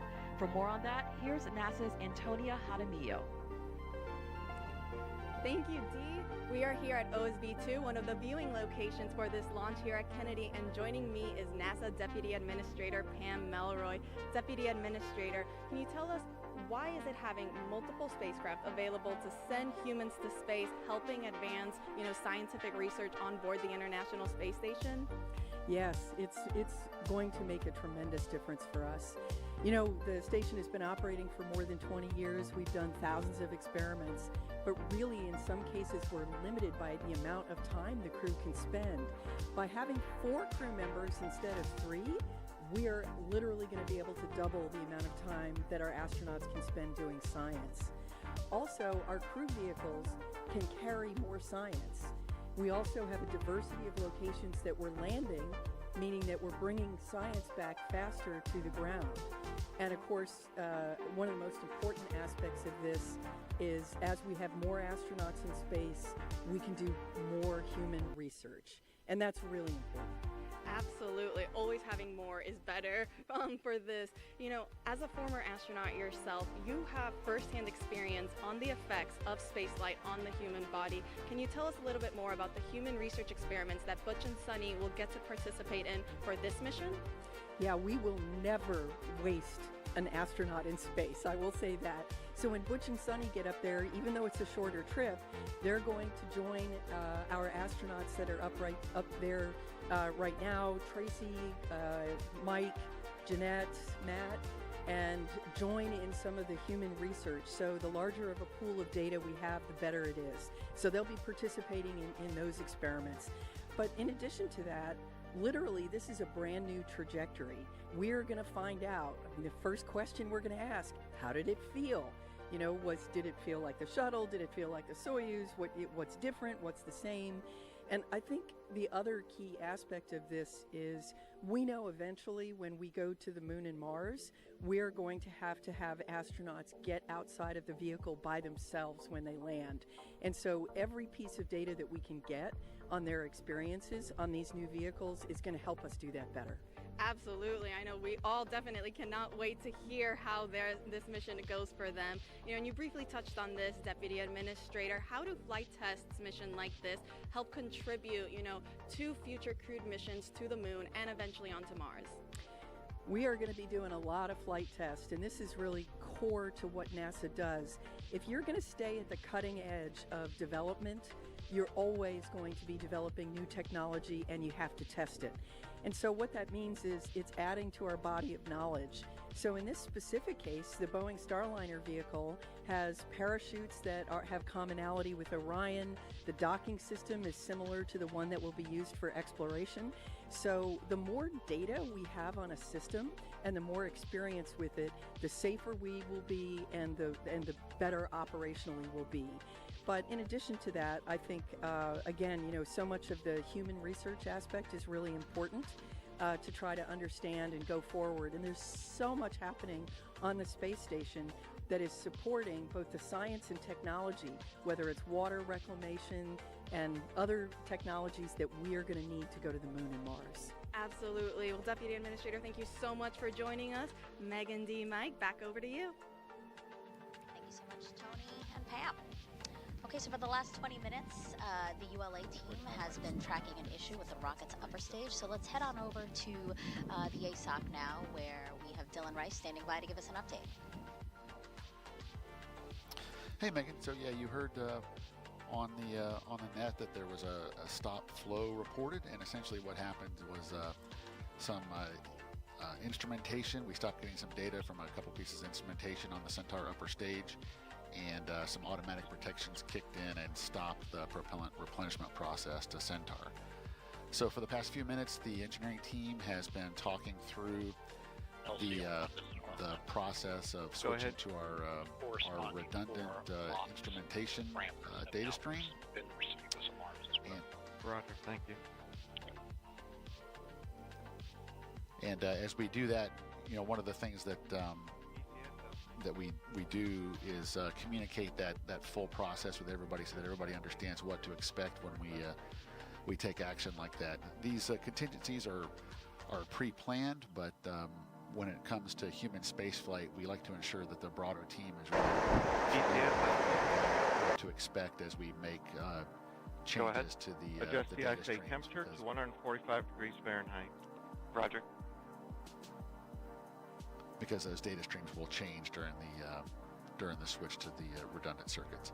So the team now is finalizing that plan, and they're going to get the approval for that, and then here shortly we'll hear the team switch that instrumentation to the backup data stream, and we expect that to resolve the issue.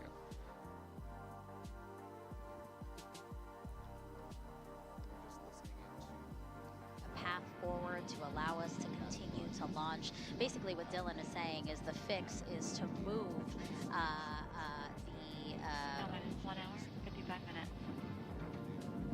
the operation of needing to top off to move that operation to another valve, right? A redundant valve that will do the exact same thing. I think it's going to be really actually the sensors, right? Because you don't want to fill something and not know how it's going. So I think what I think I heard was they're going to switch to a different telemetry system. So then they can reopen the valves and monitor how the top-offs are going. But we'll find out in just a few minutes as they go forward. But that's really what is important in aerospace engineering, and for all you future aerospace engineers out there, that's really what is to know that if you really want your things to work, you build them as best you can, and it's really good to have redundant systems. And as a backup, I totally support that. But I mean, it's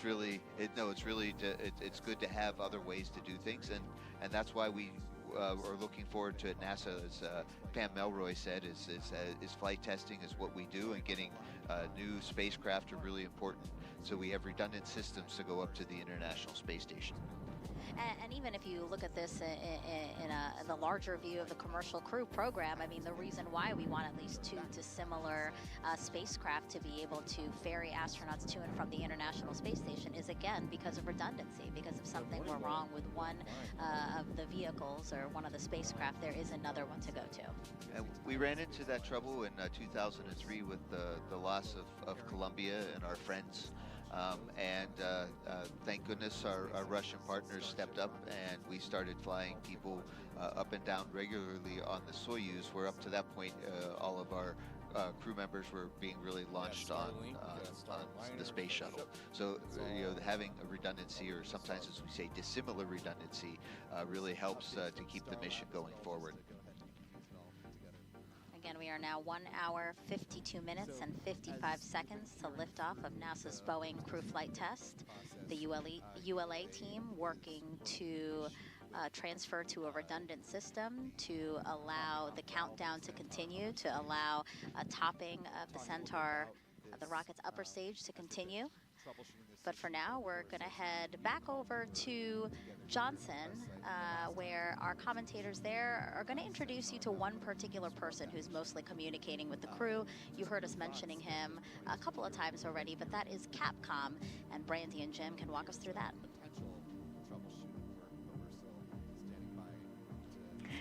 Thanks, Megan. As you were saying, the Capcom role has been around as long as NASA has been sending people into space. It's shorthand for capsule communicator, but it's used even when there's not a capsule to communicate with. For instance, there's a Capcom today in the International Space Station room working with the space station crew. In this case, though, the name is entirely accurate since Starliner is a capsule. Yeah, historically, Capcom was a role exclusively held by astronauts, the thought being that an astronaut would know best what another astronaut in space needs to know in any given situation. But when the International Space Station began operating 24/7, 365 days a year, NASA no longer had enough astronauts to constantly fill the Capcom position. So now it's often held by training instructors, mission controllers who have worked closely with the astronauts previously and have a good understanding of the information that they need.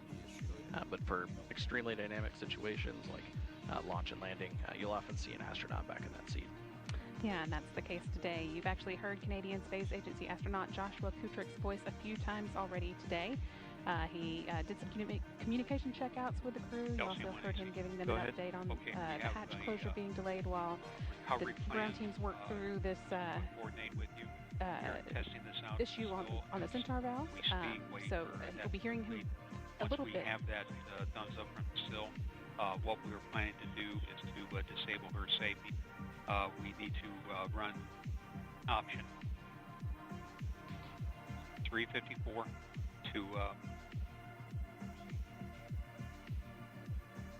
to disable the fluid monitor testing. Then we need to switch from VRIC 3 to VRIC 1. That'll be the SYS function. Once that's complete, we can go ahead and reestablish fluid monitor and a her safety capability, and that should put us into a position to proceed. Roger. And do we have an estimate when the still test be complete? I was told 5 minutes ago, about 5 minutes, so it should be imminent. Roger. And LC concurs with this. LD? LD concurs. Roger. And AC, could we get an update on the still test? I'll get that right now. And SYS LC?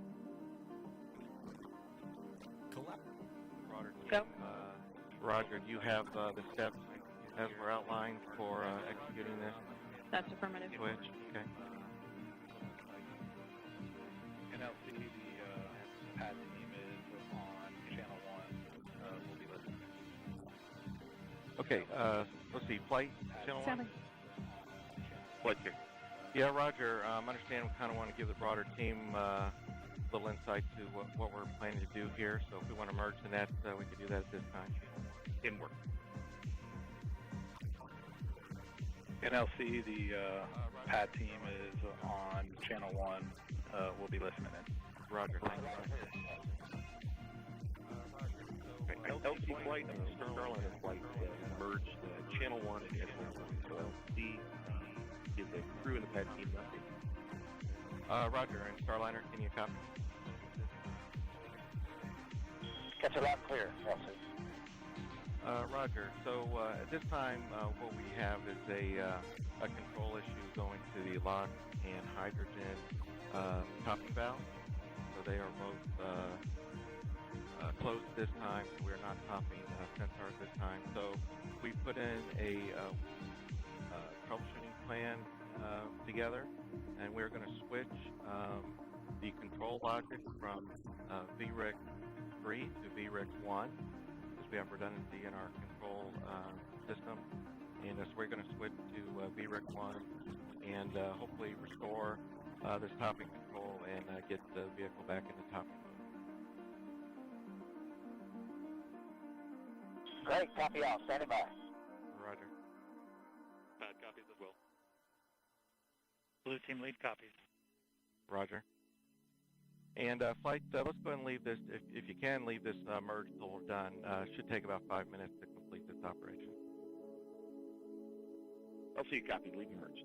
Roger.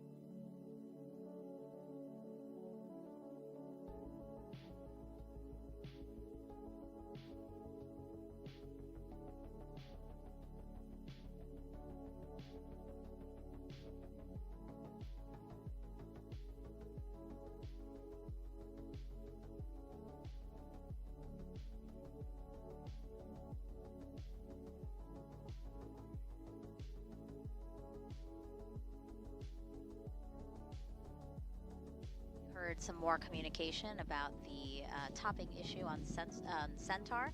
So let's head back over to ULA's Dylan Rice to walk us through any other updates from the team. Hey, Megan. Yeah, so we did get quite a bit of an update there just a few moments ago as Chief Launch Conductor Doug Lebo briefed the crew and Starliner, and I can add to that a little bit. But basically what has happened is the communication to the Centaur topping valves, which are on the mobile launch platform. These are the valves that control the replenishment of oxygen and hydrogen on the Centaur upper stage as it warms up and evaporates. We stopped getting some data from those valves, and the team has talked through the troubleshooting steps to switch to our redundant control circuitry on those valves. So we'll be using the same valves on the mobile launch platform, but using our redundant control circuitry. But as I said a few moments ago, anytime we're going to be interrupting data or changing a configuration, we brief the entire team to include the flight crew. And you also may have heard in the background there that we're the word SIL test, and so we actually are simulating that activity in a lab prior to performing it on the pad, just to double verify the procedures for switching to those redundant control circuits. So that will be taking just a couple of minutes to wrap up that test, and once that procedure's been verified, then the team will implement that corrective action to switch to the backup control circuitry on those Centaur topping valves on the mobile launch platform. So for now, the rocket remains stable. Again, the only impact here is that we're not currently replenishing propellant on Centaur, but with our schedule today, we do have quite a bit of time to get this issue resolved and resume topping on Centaur, which would only take a couple of minutes to get us topped back up to our flight levels where we'd expect. So we will continue to listen and stand by as the team wraps up that exercise and just flight verifying. And Starliner LC on channel 1. Flight clear. Starliner, go ahead. Yeah, Roger. So right now we are exercising the steps to do the transfer from VREC 3 to VREC 1.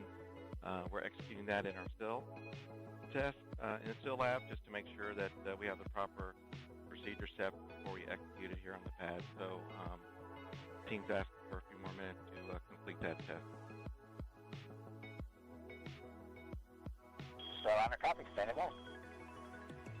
Flight copy.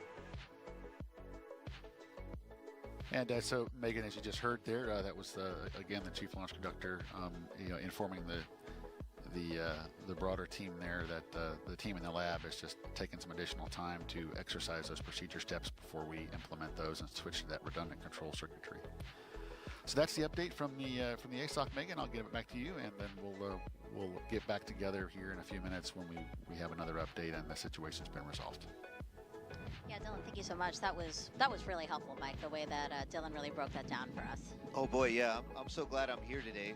We're learning more about our NASA for crew. Haven't flown before on an Atlas, and we're learning and gaining great confidence in our team.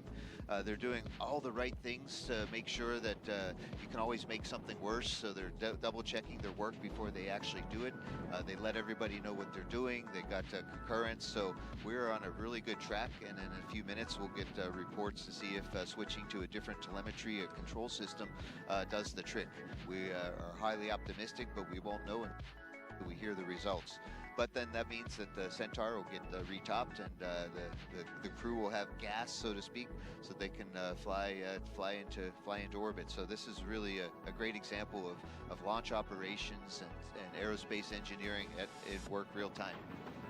For those who might have joined in the middle of all of that explanation from Dylan, again, the ULA team stopped getting data, right, from a ground valve that controls the topping of liquid oxygen and hydrogen into Atlas V's upper stage, the Centaur. So the fix, right, is they'll still use the same valve, but they're basically switching over to a redundant control system, which will allow them to, again, regain data from that valve as it tops off. Exactly, both because right now the filling system doesn't know if they're going to overfill or underfill. It doesn't have any insight for a closed loop feedback system. So without the insight to the sensors, it said, all right, I'm going to close both the hydrogen and oxygen valve until I know what's going on, and they're going to put a new sensor system, and then they should be able to refill. Great. All right, and again, we are still good in terms of the countdown, hatch closure. On 1. Go ahead, SYS. Step 200, L2 balloon cycle task is complete. Roger. Hatch closure was scheduled for 1 hour and 10 minutes before launch, so again, we still have about 30 minutes to close this hatch and get everything ready for launch. But for now, let's head on over to Daryl Nail. He is in Hangar AE with some NASA leadership of the Commercial Crew Program, and basically they're monitoring everything that's happening, right, Daryl? Yeah, that's right, Megan. NASA Operation Manager Richard Jones is listening in and talking to his team about the operation that's currently underway. You heard Dylan describe it. going to that redundant control system in order to get data from the LH2 valve, topping valve, and the LOX topping valve in the Centaur upper stage. And as you also heard over the nets, they are currently still running that test in a lab where they execute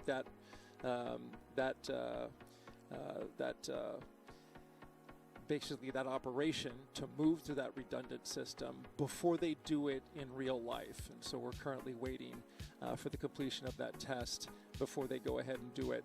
One indicator, talk this over with Dylan, that kind of gives you an idea that it's not the valve and it is the instrumentation kind of led them in this direction, is that when you get stop getting data control from both LH2 hydrogen and the tank liquid oxygen at the same time, that points towards an instrumentation issue 1 hour, 40 minutes. rather than a valve issue. So all of that was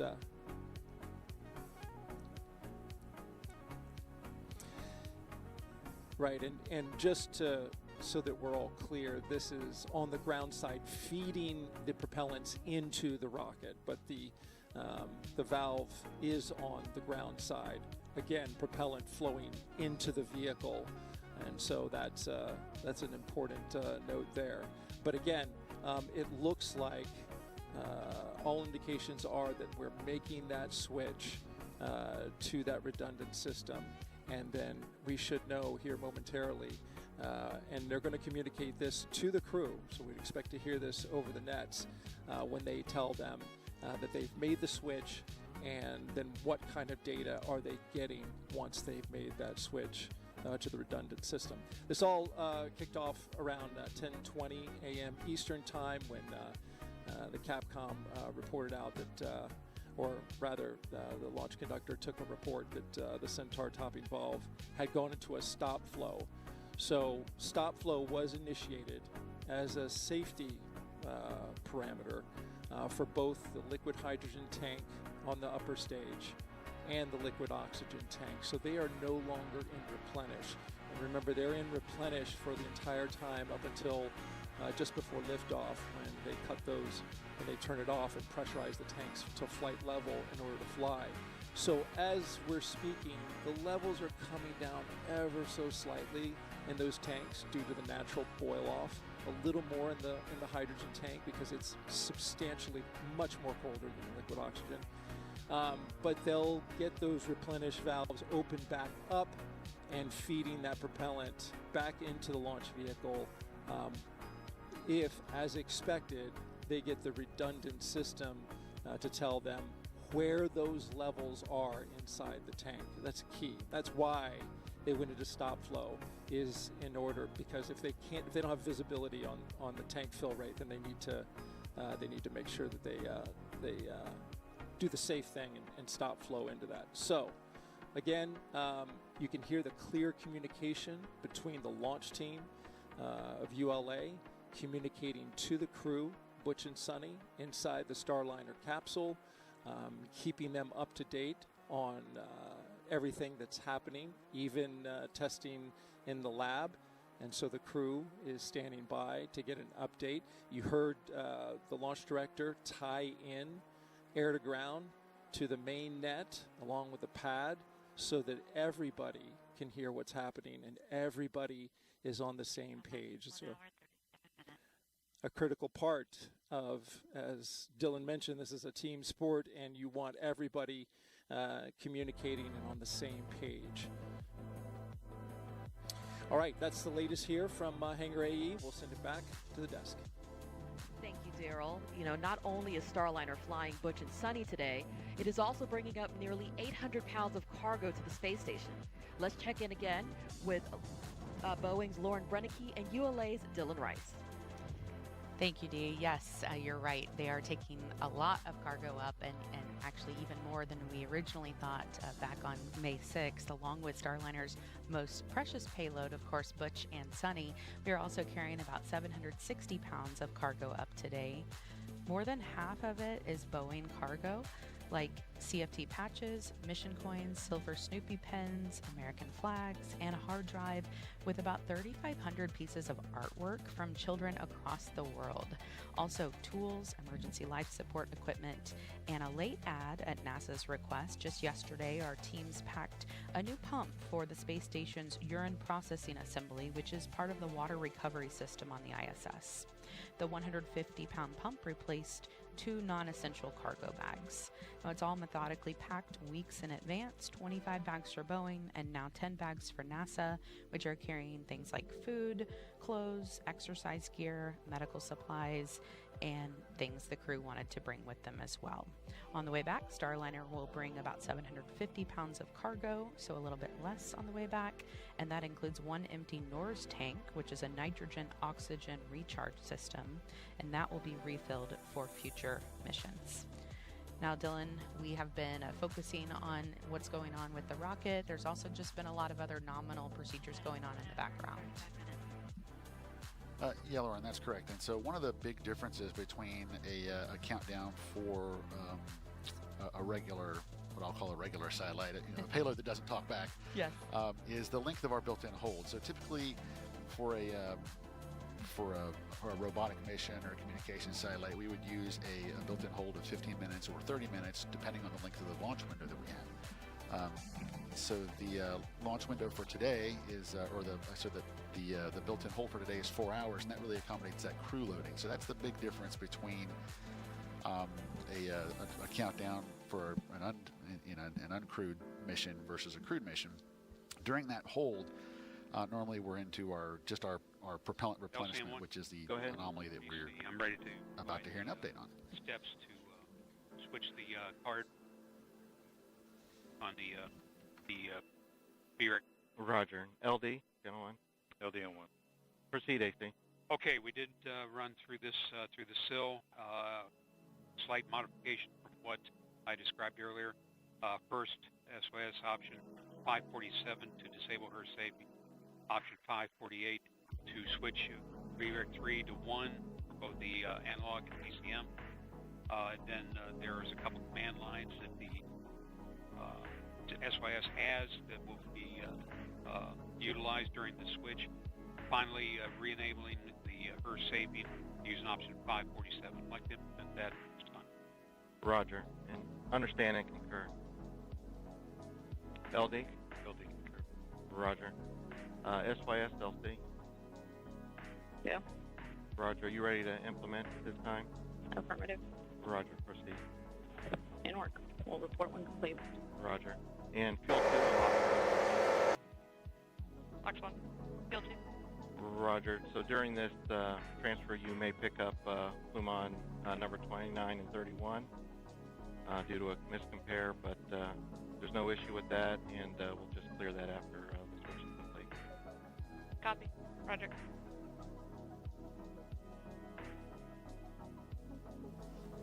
Okay, with that update, then the launch conductor and the launch director have approved the plan to switch the redundant data stream that will allow us to resume our Centaur propellant replenishment. So with that, we'll let the team get back to that, and Megan, I'll send it back to you at the host desk. Thank you so much, guys. All right, so of course this is a historic day for all teams involved, particularly for employees of United Launch Alliance. So why don't we head over to Antonio Jaramillo, who's joined now by ULA's CEO, who has more on the significance of this flight test, but also can talk us through a little bit of the troubleshooting that they're doing today. Thank you, Megan. Joining me is Tori Bruno, CEO and President of United Launch Alliance. Tori, this is a really historic day for ULA, but before we dive into that, we've been hearing a lot of discussion on the replenishment valve. Can you tell us a little bit more about what's going on? Yeah, absolutely. These are ground valves that are topping off the propellants in the Centaur, so both the LOX and the liquid hydrogen. It's part of a triple redundant system, and so the fuel levels are being maintained, the crew is in no danger whatsoever, and we will still have enough propellant to go. But we like to have redundancy, and so they have a common controller, and what we've just done is come up with a plan to recycle that controller and see if we can get that third redundant valve pair working. It's come through the sill. It all looks good. There's no unintended consequences with that. Procedures are written up, and they're just being reviewed right now with the team out here at the Cape. And so once we're satisfied, those ground valves will be cycled, and we'll see where we are. Sounds good, and we'll definitely keeping our eyes and ears tuned for that. You know, as we were mentioning, this is a really historic day for ULA, getting to launch humans to space, and also the 100th launch of an Atlas V rocket. Why is this such an important milestone for the company? Oh, it's so exciting to be back and be part of the human spaceflight community. And as you said, it's a really cool event for Atlas, because Atlas's great-granddaddy was on Mercury Atlas. John Glenn, first American in space, and then of course ended that, you know, with Gus Grissom there with Mercury Atlas 9. So we're super excited about that. This is a very special configuration of Atlas in flight configuration. And of course, you know, we fly a lot of really critical payloads, but there's just nothing quite as precious as this crew. And it's just very, very different for us to be able to shake hands with our payload, if you will. Absolutely. Tori, thank you so much for joining us here today. We're very much looking forward to this launch. Megan D. Mike, back over to you. Yeah, that was really great to be able to hear from Tori Bruno again from ULA. He again recapped for us that the team is currently working. Go ahead. Complete. Roger. So locks 1 and fuel 2, go ahead and reestablish topping at this time. Roger. And locks 2, LC. Go ahead. Roger, you can reestablish topping also. Roger. And with that confirmation that the ULA team is able to... Go ahead. I just received an OTC for the second stage gaseous helium model mass, line item 260. Date when it non-tolerance book. Okay, copy. The ULA team is able to Go ahead. continue topping off. Since our helium bottles are venting. Can you hit a stop flow on that? Or do you understand why they're venting? Looks like I've got a valve failed to verify.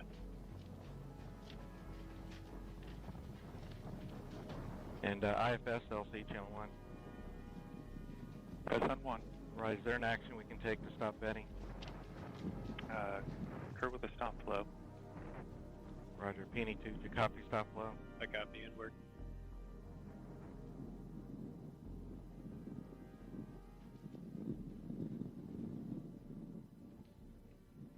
Yeah, well, it sounds like the United Launch Alliance engineers. LC, that's complete. It did stop the vent.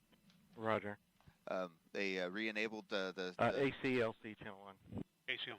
Roger. During the transfer, it appears that we did pick up Centaur helium bottle venting command, which looks like, I don't know, we vented about 1,000 PSI. If you would please convene the anomaly team and provide a recommendation.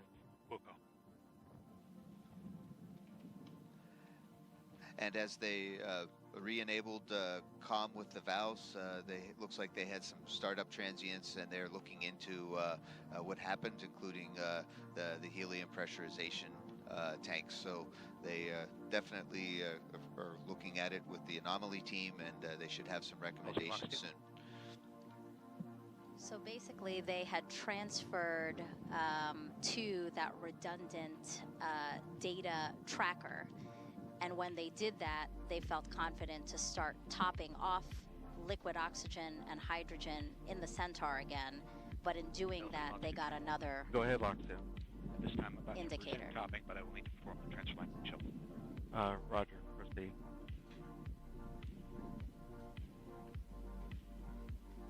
And so that call, they said that they can continue topping the liquid oxygen. And we'll see how the rest of it goes. But yeah, when you start something new, you get these new transients. You get some messages and alarms, and you have to look at each one to make sure that you're in a good configuration. And SYS LC. What? Roger. Just as a result of the switch there to VRIC 1, you're seeing all normal operation at this time. That's affirmative. Roger.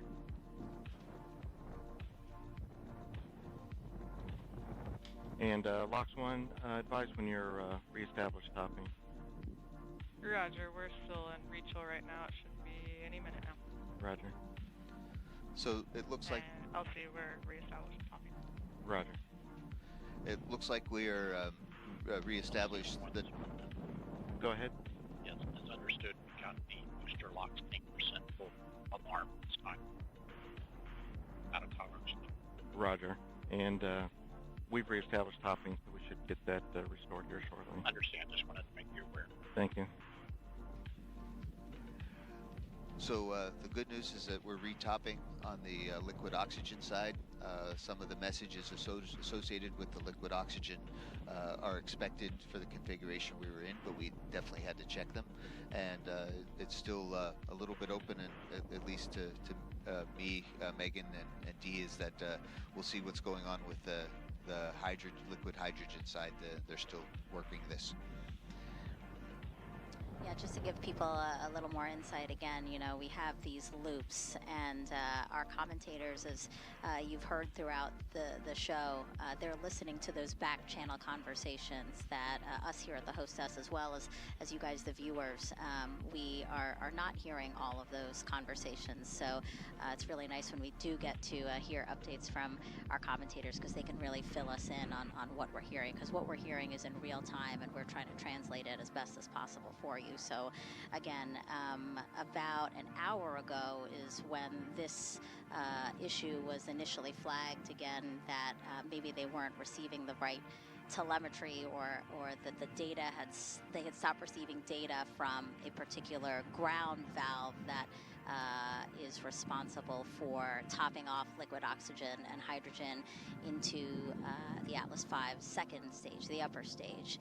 They have been able to reestablish topping on the LOX side of things, the liquid oxygen side of things, but we're still troubleshooting the helium side of the system, yeah?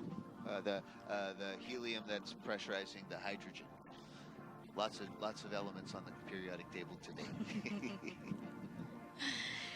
And so, like I said, we have teams listening in to the chatter, the communications between the different folks who are monitoring this issue. So we should have an update there soon. PNE 2, LC. Go ahead. Start center and chill down. Roger. LC Slick on channel 1. Go ahead. Looking for approval to go ahead and move the hatch frame and continue with hatch closure preps. Roger, proceed. Copy. So that call out you heard there is from the pad team, who are still in the white room just outside of where Butch and Sunny are sitting inside Starliner. You can see a live view of them there. They just... LC1 AC. Go ahead. I'm ready for provide a recommendation for the Centaur bottle repress. Roger. LD, channel 1. LD on 1. Proceed, AC. Okay, so we need to have PNE 2 use option 350 to reset the stop flow, and then option 320 to deselect resume. That will get us back in configuration and recharge the valve. Roger. Understand and concur. LD? LD concurs. And PNE 2, LC? Go ahead. Roger, you ready to execute that this time? Can you please repeat the steps? I was initiating CEC. Roger. That's option 350 to reset the stop flow, and then 320 to deselect and resume. Copy. I'm prepared. Roger, proceed. Roger. So it sounds like that the ULA is still pressing forward, and that allows the pad team to begin hatch closing. Go ahead. Without actually closing the hatch, they're just getting ready. Restart topping at this time? Affirmative, in topping. Roger. And everything's nominal? Affirmative. At some point, could you give me an estimate when you think you'd be back at flight level? Affirmative, I will get back to you. Thank you. All right, that was a good call and out lock there. 2, LC. Go ahead. Roger, have you initiated topping yet? That's firm rechill was successful, currently at 98.9. Roger. Well, it sounds like our elements are taken care of with Flight, oxygen. Slick, and Starliner, channel 1. Here we go. Flight 2. Starliner, go ahead. Roger. So at this time, we've completed the transfer from VREC 3 to VREC 1, and all our systems are back active topping and returning Centaur helium to flight pressure. So at this time, I think we're on track to continue with the countdown, and in flight, I think we can demerge net for the time being. Good news, LC. Nice work. Roger. Thanks, Starliner. Good news, flight copies will deconfigure. All right, a lot of good call-outs there, a lot of good updates. So why don't we toss it back over to ULA's Dylan Rice. Approximately 20 minutes. Roger.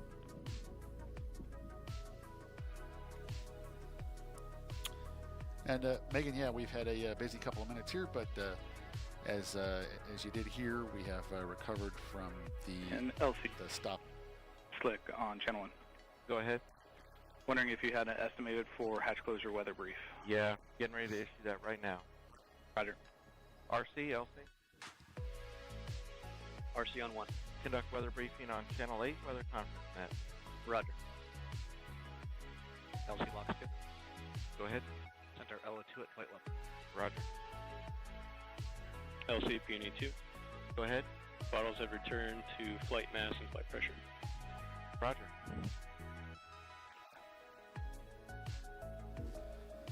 Okay, so yeah, a lot of traffic on the net here, but just to kind of recap, we had been tracking the issue with the instrumentation associated with the Centaur topping valves. That issue's been resolved.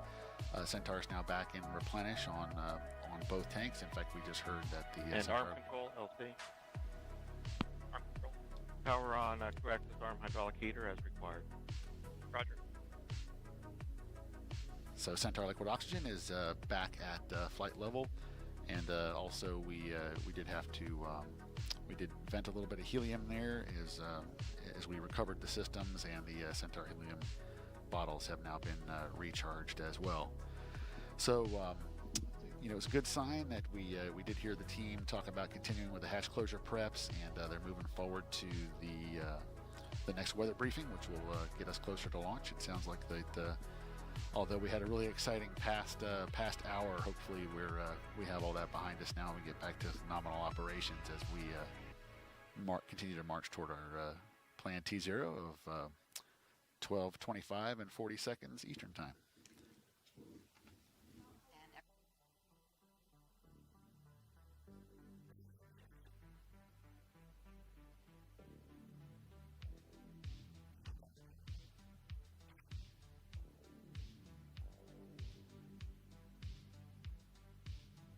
To launch. So with that, as you heard, the pad team is in the white room. They are continuing preps to actually close the hatch.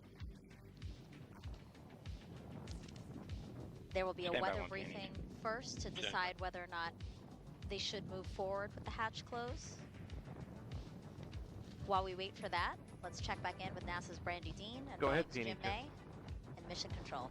I just want to give you step 220, Centaur engine shutdown initiated. Right. The control team here in Houston has been following along with all the issues that are going on in Florida, but things are going fairly smoothly on the Starliner side so far.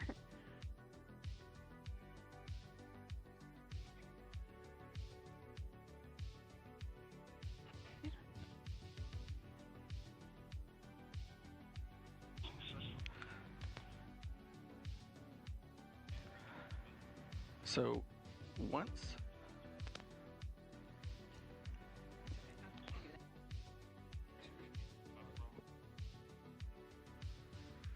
we're about an hour and 16 minutes away from today's liftoff, and once we do lift off, the crew will have a 25.5-hour ride to get to the International Space Station.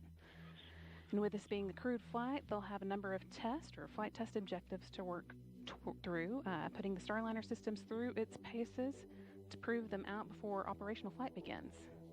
First of those will come after Butch Wilmore and Sonny Williams reach orbit today. Then they'll be doing some manual piloting checkouts while they're still well away from the space station.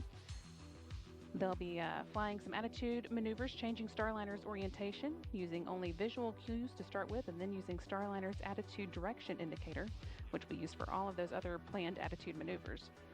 And they're also going to point the spacecraft's tail to the sun to demonstrate that it can use solar arrays to recharge its batteries. And once they arrive near station, they'll take over with manual control again to demonstrate their ability to station keep for about 5 minutes at the opening of the approach corridor. And this corridor reaches out to about 260 meters away from the forward docking port on the ISS Harmony node, or as you may hear later on the broadcast, node 2 forward. This maneuver should be pretty familiar to both Butch and Sunny because it's very similar to flight ops they performed while in the Navy, like lining up an aircraft with a refueling tanker, Flick LC channel or 1. landing approach with a carrier.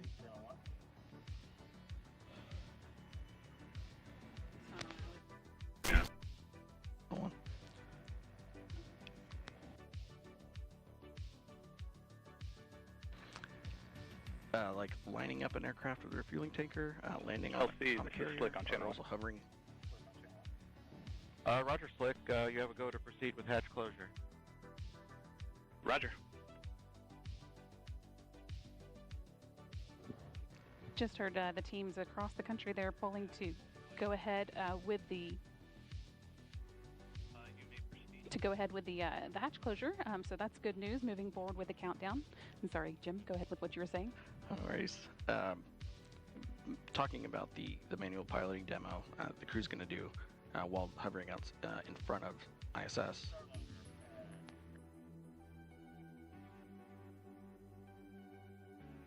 Starliner, be advised we've been given a go to proceed with final hatch closure. Outstanding. Nice job, guys. We'll see you in a couple weeks. Much appreciated. See you when you Or longer.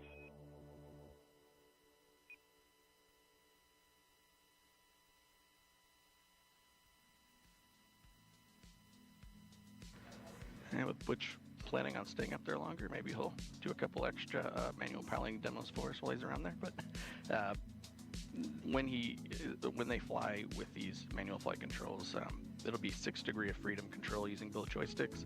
One called the rotational hand controller for changing direction. The other called the translational hand controller, similar to a throttle in an aircraft, but instead of one direction, you can go up, down, left, right, forward, and back. That's right, but we've got to get into orbit before we get to any of that. So we've got another hour and 13 minutes until today's 10:34 p.m. Eastern launch today. Flight Director Mike Lammers has been keeping a close eye on all these activities as the crew got into their seats and went through the suit leak checks. We'll have a few more things to watch as we go through the hatch closures, including the capsule leak checks. And in about an hour, Lammers will be polling for a go or no-go here in Houston, hoping to get a thumbs up across the board for today's launch. He'll be speaking for this team when he gives his final go or no-go to the launch conductor about 7 minutes before launch. And the International Space Station also has to be go to welcome Starliner tomorrow. So let's go back to Space Station Flight Control Room and NASA's Rob Navius for an update. Rob? Yeah, thanks, Jim. Flight Director Pooja Jasrani on console at this hour with the Orbit 2 team of flight controllers. They'll be polling their team to get the green light to proceed with the countdown and the launch that hopefully will culminate with a docking by Starliner to the Harmony module of the International Space Station at 1:50 p.m. Eastern Time on Sunday. During the week or so that Wilmore and Williams are aboard the International Space Station, each dock day will see a different variety of activity for the Starliner duo. On Monday, for example, Wilmore and Williams will continue unloading cargo they brought to the station and will transfer some used emergency equipment from station to Starliner for the trip back to Earth. They'll stow their launch and entry suits aboard the vehicle and conduct a debrief with NASA and Boeing officials about the rendezvous and docking phase of the mission. Once Starliner's batteries are charged through station power resources, Starliner will be configured for quiescent operations. So with hatch closure in the offing and the countdown proceeding for a liftoff 1 hour, 11 minutes, and 40 seconds from now, we'll toss it back from the Space Station Flight Control Room to you folks down at the Cape. If you're just joining us, welcome to the official broadcast of NASA's Boeing Crew Flight Test, or CFT. What you are seeing now is a live look from one of our helicopters here along the Space Coast, orbiting the Starliner spacecraft atop a ULA Atlas V rocket. Inside that Starliner spacecraft, 2 NASA astronauts, Commander Lock Butch 1, Gilmore LC. and Sunny Williams, pilot. Maybe I just didn't get it formally from you, but you're back at flight level. Affirmative. Roger. At launch, Butch and Sunny will make history as the first people to fly aboard Boeing's Starliner capsule. And liftoff is targeted for about an hour and 10 minutes from now at 12:25 and 40 seconds p.m. Eastern Time. And we are happily proceeding, marching towards that T0 after a busy hour. Mike, can you kind of recap for people the last hour of the launch countdown? Well, in the last hour, we got to see some really great engineering and launch operations and teamwork happen. So the second stage of the Atlas launch vehicle, called Centaur, it is powered, its fuels are liquid oxygen and liquid hydrogen, and it already has all the fuel in it, but since they're liquid, they're very cold and they kind of boil off, so we just add a little bit more on top, so we top it off. 1 hour, 10 minutes. The two valves that were used for topping off lost insight for their control algorithms, so they couldn't see the sensors, and it was an upstream bus, so they changed the control algorithm and logic, and got back in business. So we were back on the launch timeline. The crew was informed. Everybody was talked to about it. Never in danger. Just a way to just having to relook at a different control system and sensors. So in the meantime, the pad team was held off from closing the hatch just in case they needed to get the crew out today. LC, Channel 1. And they're closing the hatch now. Verify range ready for FTS open loop test. Verified. FTS LC. It's FTS. Start final open loop FTS test. Roger. And FTS stands for Flight Termination System, in case the rocket were to go off course. Of course, by that time, the Starliner, if the FTS were needed, the Starliner would fly out of the way. And but that's just a normal test right now. And you can see they're closing the hatch. We're getting ready to launch in 1 hour and 8 minutes. Very exciting. Yes, very exciting. You know, teams are periodically briefed on the weather for today's launch. Let's check back in with Daryl Nail over at Hangar AE with the latest. Daryl? Thank you very much, Dee. And here at Hangar AE with the team, monitoring both the launch operation as well as the weather. We got a great weather report from our launch weather officer just a few minutes ago. Winds were the one watch item, and they were driven, as you look at the satellite map, by a high-pressure system off the coast of North Carolina that you can see there, that clearing area. You see how it's turning in a clockwise direction. That's what's bringing all of our onshore flow. That is what's driving these winds. You see the clouds going by overhead.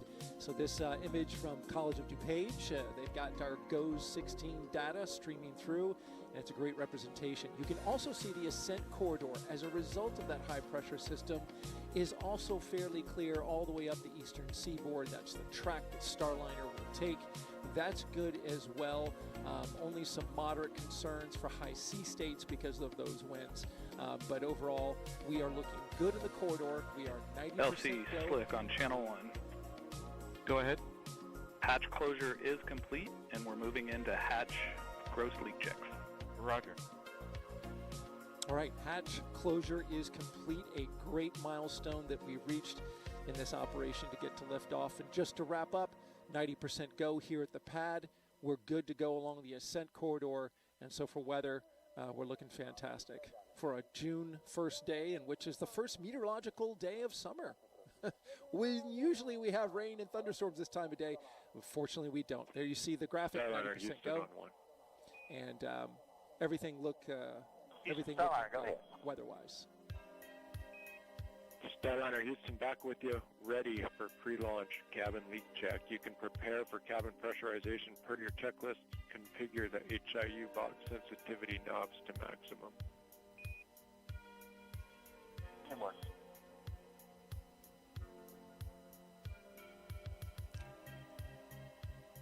And as we look at the Starliner capsule from inside the white room, the blue team getting ready to make their exit, doing their final preparations before they leave. You can see them going through their list of procedures right there on the desk there. Also, that's a great call out. We want to hear that the capsule can be pressurized, and so they're doing that now. At this moment, I want to welcome into Hangar AE Deputy Program Manager Dana Hutcherson, who is here now with me. Thanks for taking the time to come over and talk to us. You're on console. You've been listening to the teams, both ULA and Boeing, as they prepare this rocket and spacecraft to go. It's been a little exciting over the last hour or so. Talk a little bit about that, what you observed from ULA team and your team in getting through the ground valve issue where they were able to get a redundant system and they were able to get that stabilized, get back into flow. Yeah, it's been an exciting last hour or so, I guess, on the count. It's really cool to see the teams reacting to any anomaly that's been popping up, and they've been able to work through it. They've ran tests offline to validate the procedures and been able to jump right back into it to be able to get us back into the flow and the process. So it's really neat to see how everyone is ready for this launch and on point and just getting everything together for this launch today. I was particularly impressed in listening to the ULA team and how quickly they worked through the problem and how fast they were able to bring the flow back in after resolving that redundant data issue that they had. That was impressive. Let's go over to the Boeing team. Earlier in the count, they pressurized the thruster manifold that had the issue with the helium leak. How did that go? Everything went nominal. We expected to see some leak, and it was about the same. All the other checks came out nominal as well, so I believe that we are all systems go in that front. Haven't seen any other issues that have alerted us or alarmed us as well. So we're happy that we've discussed that at length, and we've planned out our procedures and our process of how we would react to that. But so far, everything is looking good with the helium system as well. You mentioned discussed at length. This team, your team, along with ULA and Boeing, have worked extremely hard in the weeks leading up to this. I've sat in on a few of the meetings. It's amazing to me the amount of detail, the amount of work that has been done in order to verify and make sure this is safe to fly. Talk a little bit about how hard the team was working.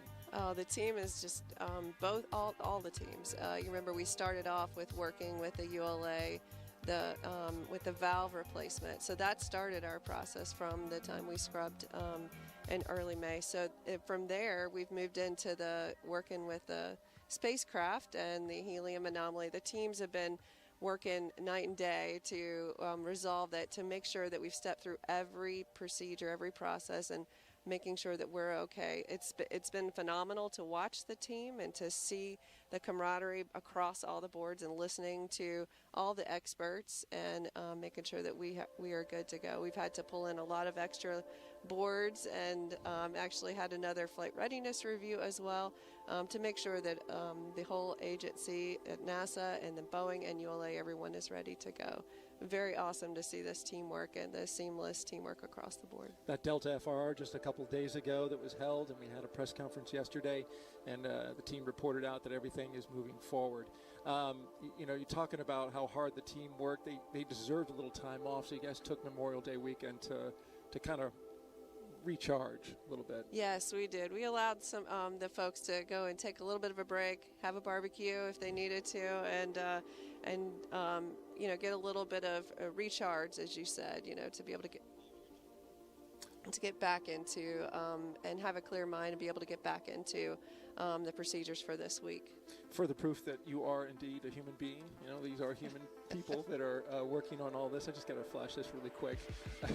This is Dana Hutcherson on a local community magazine in our city. And here she is with her husband, Jeremy, and her two dogs, her two labs. I sat down to my dining room table. My wife had this sitting on, and I said, "Well, look at this. This is the woman I'm interviewing today for the launch broadcast." Learned some interesting things about you, Dana. You like to, obviously travel and do fun water sports all around Florida. And Me it too. also says here that you're an introvert. Yes, I am very much so an introvert, but you wouldn't know it, I guess, some days. Yeah. But yes, that was really a surprise to get to see that and have that opportunity, being featured on Cocoa Beach Living. Cocoa Beach's own Dana Hutcherson, Deputy Program Manager for CCP. Thank you so much for being here. We appreciate Thank it. you. And continued good luck on the team working towards launch. Appreciate it. All right, we'll send it back to you. We have teams monitoring today's launch operations here in Florida as well as in Houston. In the room right next to Leroy, you have ULA's Dylan Rice and Boeing's Lauren Brennicke, who have been monitoring operations with the rocket and the spacecraft for the last 3 hours. Yeah, Dia, we've actually been monitoring them close the hatch and start the pressurization process. As you've seen there on your screen, I want to give you a little bit of perspective on how this works, and it's kind of interesting what the astronauts will experience sitting in there. It's a lot like when you feel a pressure change when you're in an aircraft. So their ears will pop, and the whole process, doesn't take very long. It just takes a couple of minutes. But our team is checking about half a dozen valves and more than 60 seals. So things like windows and hatches and vestibules. And they will let the spacecraft sit for about 10 minutes while they check.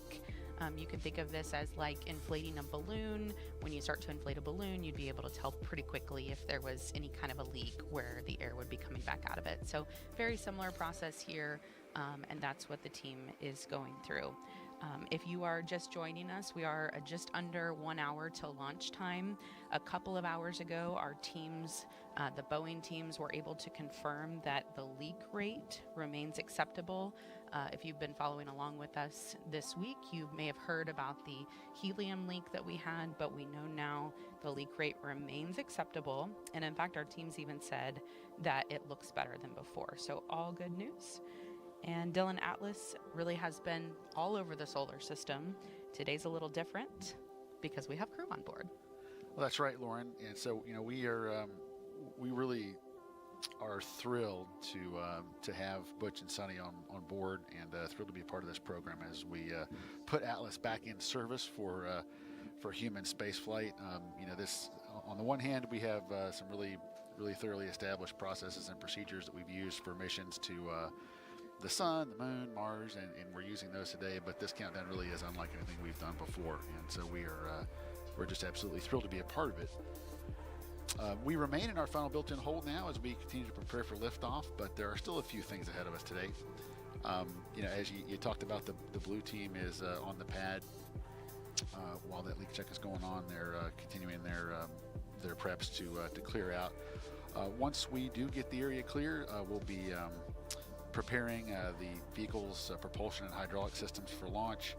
We'll also be getting some data and loading that into the flight computer that will help Atlas and Centaur steer through the upper level winds as we pierce the atmosphere. You'll also be hearing some comm checks between the Chief Launch Conductor Doug Lebo and the Starliner crew and Houston as well.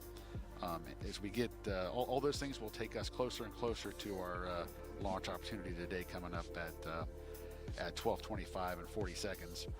And of course, the one big visual cue that you will get that we're moving right along will be a retraction of that big crew access arm. So that's going to be coming up here in just a little over 40 minutes, a little under 40 minutes, I should say. But the big crew access arm will retract, and at that point we'll be very close to launch. And it's really important that the crew cleans everything FTS up. On channel 1. Go FTS. Operation 55, step 270, FTS open loop test is complete. Roger.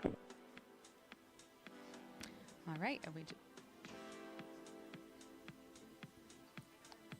we just heard that leak check is complete. Again, we are just under 1 hour. We're about 56, 57 minutes right now away from launch. The cabin leak check is complete, and we are moving forward nominally. Feeling like a great day to go to space, Dylan. I agree. Let's do it. Megan, we will check back in with you in just a little bit. Back over to you guys. Well said, Dylan. Let's do it. And actually, why don't we take the time now to take another look at the crew making history with this test flight. You see Commander Butch Wilmore closest to the screen here, corner right. Now, Commander Butch Wilmore, NASA astronaut and retired U.S. Navy captain, was raised in Mount Juliet, Tennessee, is married to Deanna Wilmore, and they have 2 daughters. As a naval pilot, Butch racked up more than 8,000 flight hours and 663 carrier landings, all in tactical jet aircraft. He completed 4 operational deployments, supporting missions like Operation Desert Storm. Before his selection to NASA, Wilmore was on exchange to the Air Force as a flight test instructor at the Air Force Test Pilot School at Edwards Air Force Base in California. Butch is a veteran of 2 space flights as a pilot on Space Shuttle Atlantis in 2009, and then in 2014 he served as flight engineer for Expedition 41. And so far, Wilmore has spent 178 days in space and performed 4 spacewalks. This flight test will be his 3rd mission to the ISS. And Sunny Williams, CFT's pilot and a retired U.S. Navy captain. NASA selected her as an astronaut in 1998, just 2 years before Butch. This will be Sunny's 3rd mission to space, making her the first woman on a test flight of an orbital spacecraft. Her first trip to the ISS launched in 2006. She served as flight engineer for Expeditions 14-15. She then returned to the orbiting lab in 2012 and was commander of Expedition 33. Sunny has more than 50 hours of spacewalk time, the 2nd most cumulative time by a female astronaut. So far, she has spent 322 days in space. Before NASA, Sunny was a former naval test pilot and instructor, logging more than 3,000 flight hours in more than 30 different aircraft. Williams grew up in Needham, Massachusetts, and is married to Michael Williams. Starliner at Houston on 1. Good pressure. The side hatch is being configured now. Audible noises may be heard. Stand by. She enjoys hanging out with her dogs, working out, hiking and camping, as well as working on cars and houses. What do these 2 not do, Mike? No, they are some of NASA's finest, and were chosen to fly on this mission so that we could get Starliner certified and fly more Starliners to the space station in the future. How does it feel, seeing your friends who you've trained alongside with so many years now? How does it feel to see them about 53 minutes to launch? I am so proud of my friends. I've been working with Butch and Sunny for, as like Butch likes to say, half a decade, 5 years or so, and we're as you could see today, and all the work as we were getting ready to launch today, how much Butch and Sunny, as well as we appreciate the whole team that we're part of. And Butch and Sunny have really expressed their gratitude to everyone and try to include the team as we all go forward on this mission. And so I'm super proud of them, and I'm a little envious, but I'm really happy for them to be this close to flight. 53 minutes to go. You're not the only astronaut that says that. It's okay. As the crew aboard Starliner prepares to launch to the space station, let's take a look at what's in store for them, for Sunny and Butch, while on this mission.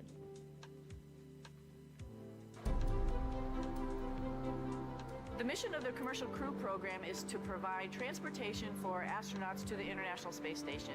Multiple providers provide you redundancy. Redundancy is important, as we know. In our systems, we have redundant systems. But actually, more importantly, it's providing the aerospace workforce the opportunity to test out new ideas, new technologies, and work them into spacecraft. Butch and I are the first 2 to fly the Starliner, so this flight will be a crew flight test, so there'll only be 2 on board. We're going to fly it up to the space station, dock it, and test it all out, and then come back home. Everything's new. The procedures are new. We have procedures now that we didn't have a year ago because we've learned as the process has gone forward. We've had 2 test flights uncrewed previously, but this will be the first time we're putting people on it. We're test pilots, and so we're going to be testing the spacecraft in all aspects of the flight, from launch, on orbit, all the way to entry and landing. We're testing out the environmental control system. We're testing out the manual flying of the spacecraft. Then while we're docked to the space station, we have a bunch of tasks to make sure that the spacecraft can act as a lifeboat. And just in case anything bad goes on the International Space Station, the crew on board can come to the Starliner and make sure that they're okay. This has a mode where we call it backup mode, which is your get home mode, if you will. We can, without any communication at all, we can still effect a return to Earth do a deorbit burn, and hit the point where we're trying to land, even without our computers. You know, that old mantra, failure is not an option, because it's a very dynamic thing we do flying in space, and it's not very forgiving. And we know that, and that's why we have these multiple systems and multiple redundant capabilities, because human life is special, and we want to preserve it at all costs. I think exploration is just in the human heart. Butch, he describes himself as the first thing he said as a kid was why. And I think that's in all of us. Maybe we don't verbalize it, but we all ask why. And that's what exploration is. It's that next step of why. So why not go back to the moon? Why not try to live on the moon? It seems like a natural stepping stone to the next thing, Mars, which just calls us. Like, why is that planet there? What is the future of that planet? What is the future of our planet? And to be able to take these next steps in exploration, we're going to start answering those questions. We stand on the pinnacle. This is kind of where everything, integration, everything comes together, which is where Sunny and I sit. And this is just a part of the ongoing process of growing and expounding our knowledge and our understanding of all things for the benefit of mankind. I am Sunny Williams, and I am ready to fly NASA's Boeing Crew Flight Test. I'm Butch Wilmore, and I am ready to fly NASA's Boeing Crew Flight Test.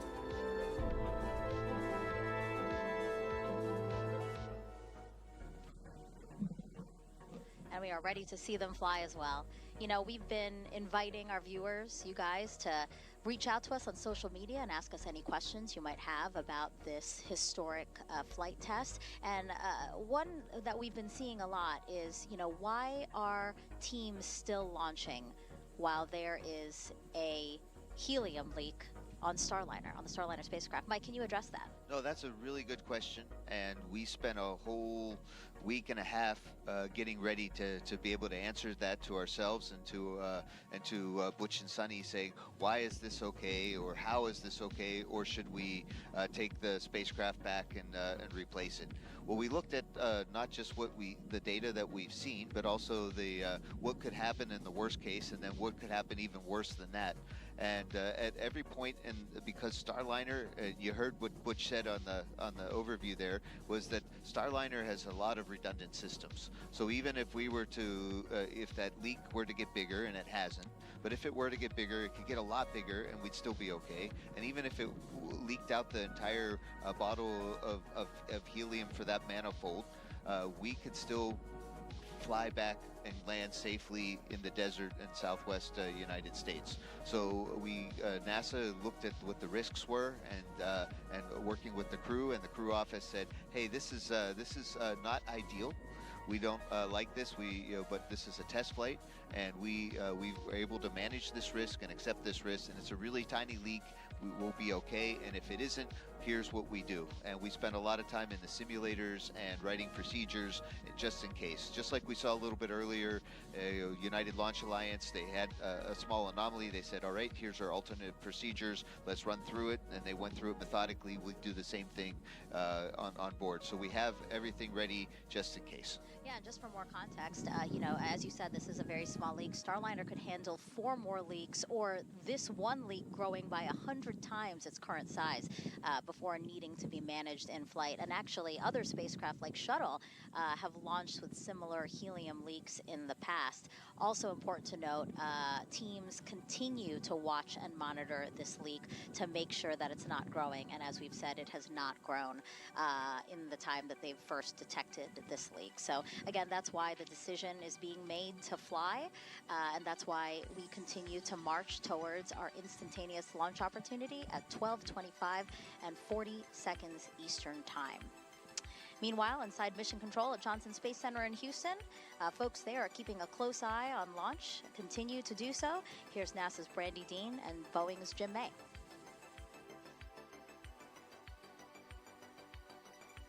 Thanks, Megan. Welcome back to the Starliner Flight Control Room in Mission Control Houston, where the flight control team is continuing to follow along with all the activities going on in Florida, now that we are 46 minutes away from today's launch.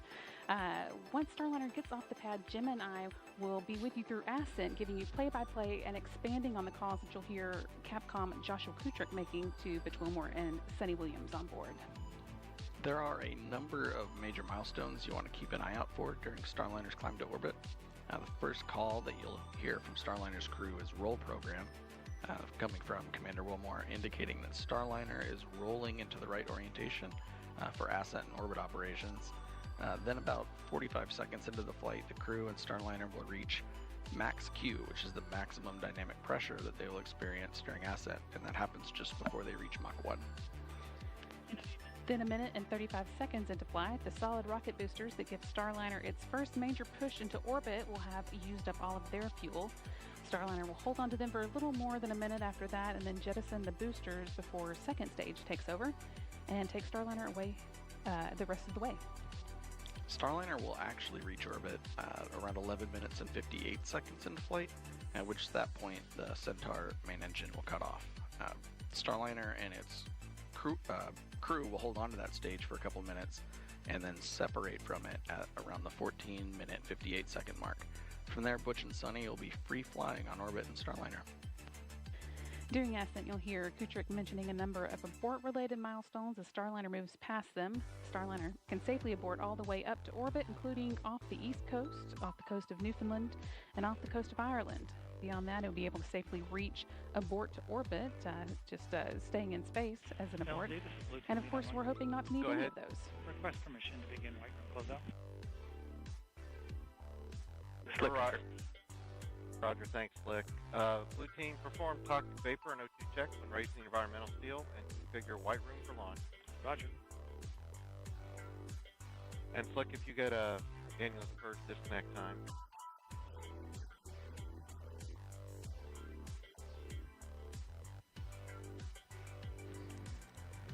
And once Starliner has made it to orbit, the last major milestone before the crew begins what we call orbit ops is called the orbit insertion, or OI burn. That will move Starliner into an elliptical orbit as opposed to a more circular one. Slick, we're calling it 1537 Zulu. Roger.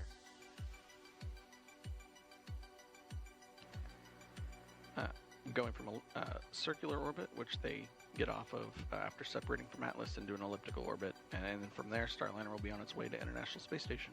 Yeah, and it sounds like the teams that have been getting Butch and Sunny ready are just about done with their job and ready to move, or getting ready to move away from the white room. But before we go back to Florida, let's check in with Rob Navius and the International Space Station Flight Control Team. Rob? Thanks, Brandy. Just inside 44 minutes until launch, and back here in the ISS Flight Control Room, flight controllers are keeping tabs on the countdown and monitoring the work on board in the aftermath of the docking of the unpiloted Progress resupply craft earlier today at 7:43 a.m. Eastern Time. Now, NASA astronauts Matt Dominic, Mike Barrett, Jeanette Epps, and Tracy Dyson, along with Station Commander Oleg Kononenko of Roscosmos and fellow cosmonauts Nikolai Chub and Alexander Grabenkin, will form the welcoming committee when Wilmore and Williams arrive on board tomorrow.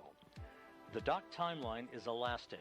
That means that the number of days that Starliner could stay at the station could be pared down or expanded depending on any further launch delays or undocking delays driven by weather conditions at the western U.S. landing sites for Starliner. One critical dock day for the Starliner crew. Starliner Houston, cabin leak check complete. You can open the vent valve.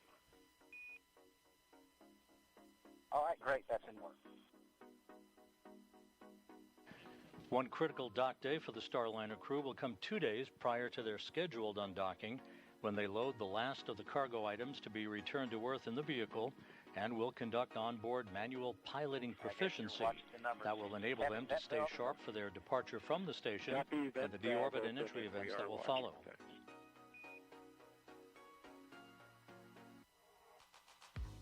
So here we are at the intersection of Cape Canaveral, Houston, and space. And aboard the station, two of the Expedition 71 crew members, Jeanette Epps and Tracy Dyson, recently took a moment to set the table for the arrival of Wilmore and Williams at their orbital destination.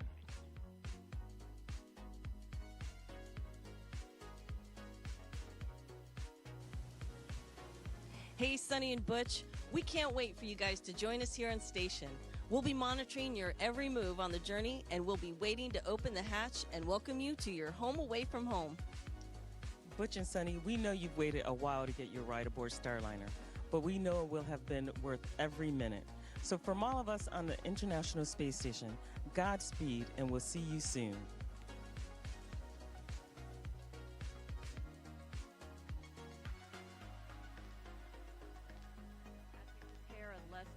hour to launch 2 astronauts to space during the test flight. Let's check back in with NASA's Antonio Jaramillo, who spoke earlier today with NASA's top administrator about this mission. It's always an honor to be joined by NASA leadership, and joining me today is NASA Administrator Bill Nelson. Administrator Nelson, can you tell us why it's so important for the space agency that we have another American space company launching from American soil? You always want to have a backup position, and in this case, a second spacecraft. For example, when we go to the moon, we will have 2 landers. We will have a SpaceX lander, that's first, and then the Blue Origin lander. But this is a significant launch of a test of a brand new human-rated spacecraft, and it's only 6 in the history of NASA. There was Mercury, Gemini, Apollo, then the Space Shuttle, then Dragon, and now the Boeing Starliner launching for the first time with humans on board. That's right. It's very historic, very important. And you know, you touched on this. Why is it important in general that we do have multiple spacecraft available to send humans to space? Because we want to explore. We are exploring in many different ways with humans as our astronauts. We go back to the moon, not just to go to the moon, but to get ready, to learn, to live, to create in order to go to Mars. But that's just one part of our space program. The science, research, the exploration of the heavens, the commercial program. We're going back to the moon later this year with a commercial lander with a NASA instrument that's going to dig to see if there is water on the South Pole. It's a whole combination of a bunch of things that are going on. That's right. You briefly touched on that. I mean, there's already been a ton of exciting missions this year. What else can the public look forward to? Well, in addition to those, remember the first A in NASA is aeronautics. And we're going to fly the needle-nose new supersonic. It goes faster than the speed of sound, and it's designed so that it will not make the sonic boom, so that it can fly faster than the speed of sound over populated areas. That's one. We got another aviation project to improve the fuel efficiency by 30% of a mid-range single-aisle transport aircraft like the Boeing 737. That is fascinating. Administrator Nelson, thank you so much for joining us here today. We'll send it back over to you. We interviewed the administrator earlier because he is currently at the ASOC with the launch team as we watch the crew access arm moving away from the Starliner spacecraft. Now, the plan is for Butch and Sunny to be docked to the ISS for at least 8 days, and after they will return to Earth with a soft touchdown in the American Southwest.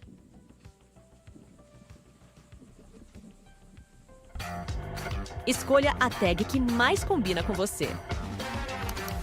Em 100% dos pedágios e em mais de 1000 estacionamentos, você tem escolha. Escolha o lado bom da pista. Heat shield reaches 3,000 degrees Fahrenheit during re-entry, and parachutes are then deployed, the heat shield discarded to expose Starliner's airbags. The original test pilot, Rosie the Rocketeer, you see there, collected data of what astronauts might experience during landing. Starliner is the first and only American orbital crew capsule to land on land. This allows for quicker access to crew and cargo. It also makes turning the spacecraft around for future missions quicker. But Mike, Starliner can also land in water, like we were talking about earlier. Yes, Starliner is a very capable spacecraft. Of course, we want it to land on land for the reasons you said. I love those airbags. I can't wait to ask Butch and Sunny how good those are. But in case of emergency, we can land on water.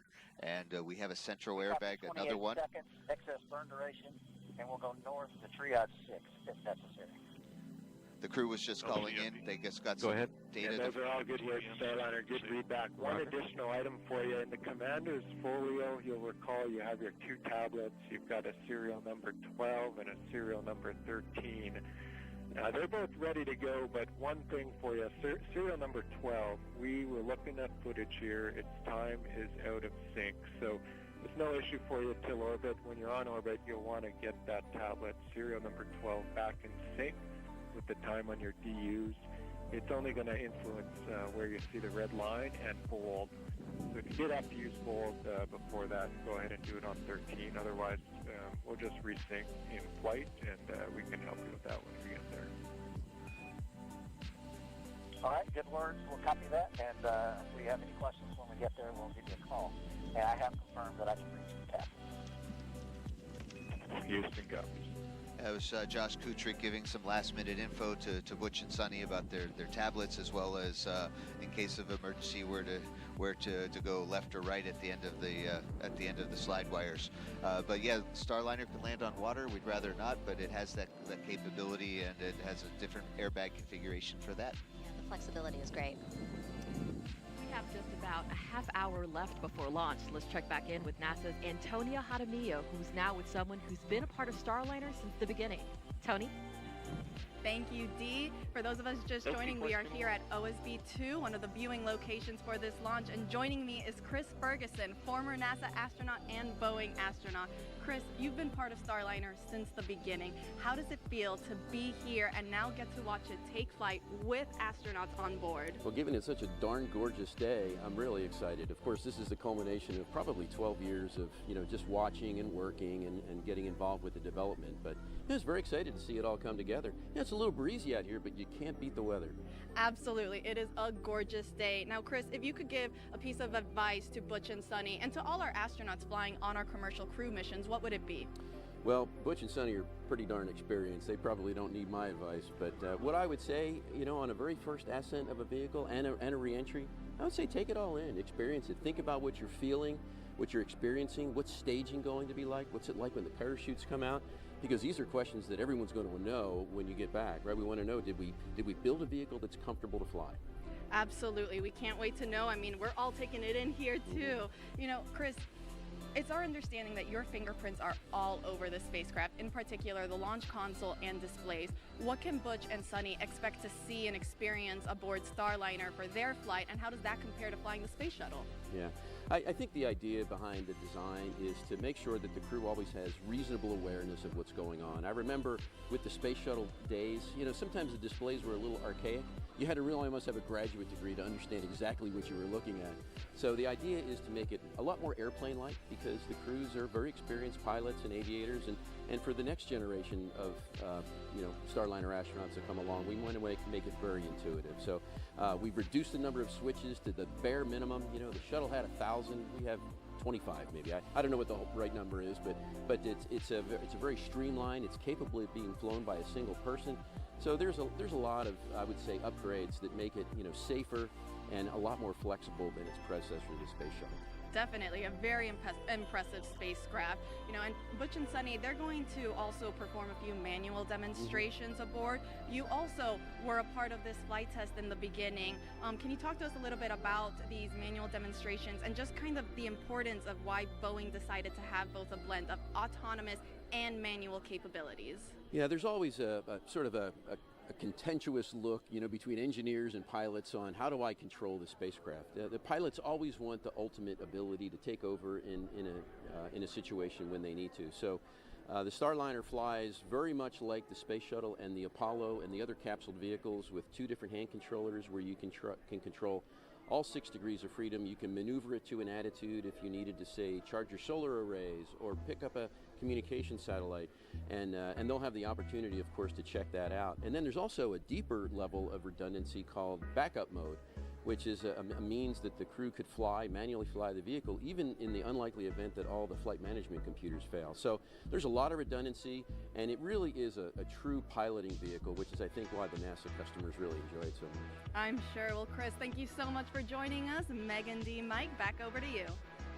All right, a quick check of the clock. We are 31 minutes and 40 seconds to liftoff of NASA's Boeing crew flight test. And right now, what you just saw on the screen there, you see Butch and Sunny. They are patiently waiting their launch inside of Starliner's spacecraft there.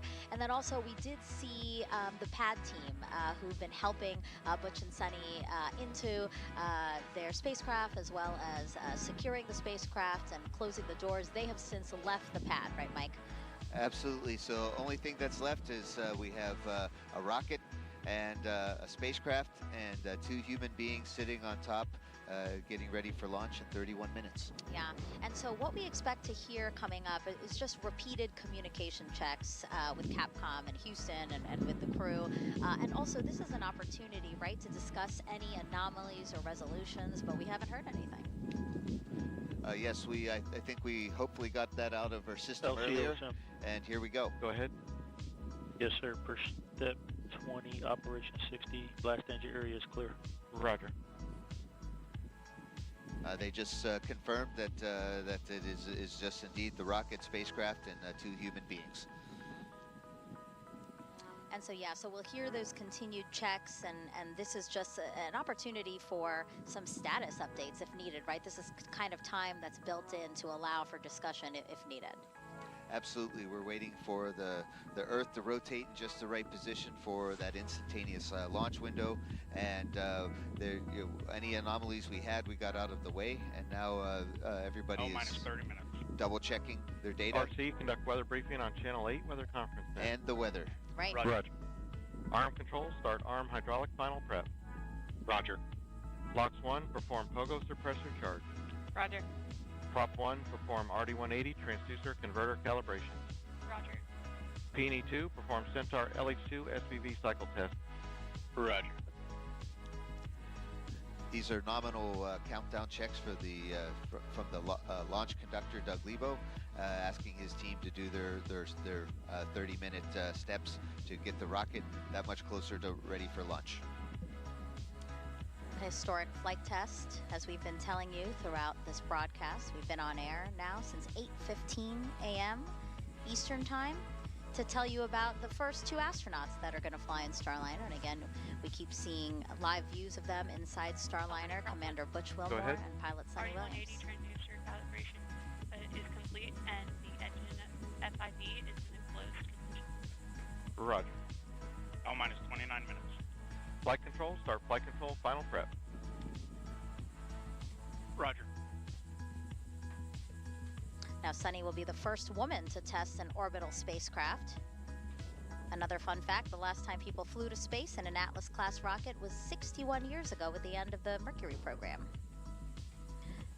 CFT is the final test to certify a second commercial spacecraft to ferry astronauts to and from the space station, which really is a wonderful resource to us and many countries and also research institutions.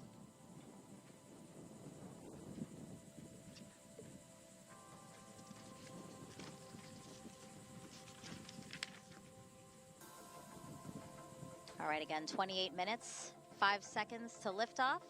Let's head back over to Brandy and Jim inside Mission Control in Houston. LC, P&E 2. Go ahead. Centaur LH2 SVV cycle tests are complete. Flight test Roger. flight director Mike Lammers is just about to poll the flight control team here in Houston for a go or no-go, verifying that all of Starliner systems are ready for launch today. Everything's looking good at the moment, and Lammers will use this poll to determine his own response to the final go-no-go poll by the launch conductor just before liftoff. Once we do get into the And terminal flight control. countdown time frame, there are... Go ahead. Roger. Do we have the temperature update complete?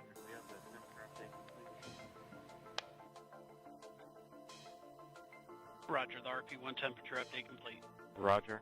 Prop 1, initiate fuel fill sequence. Roger.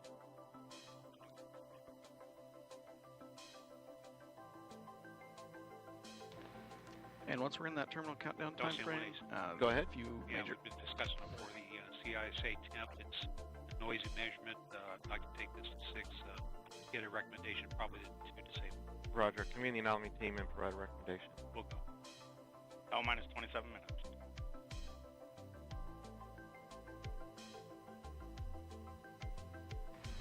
And the first LC arm control. one of the major activities that go ahead. Step 100. Arm hydraulic final preps are complete. Roger.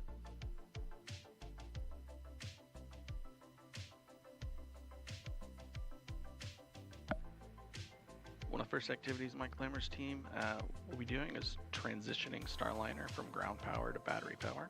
That'll come about 18 minutes before launch. We leave it about as late as possible so that the team can launch with those batteries as close to full power as possible.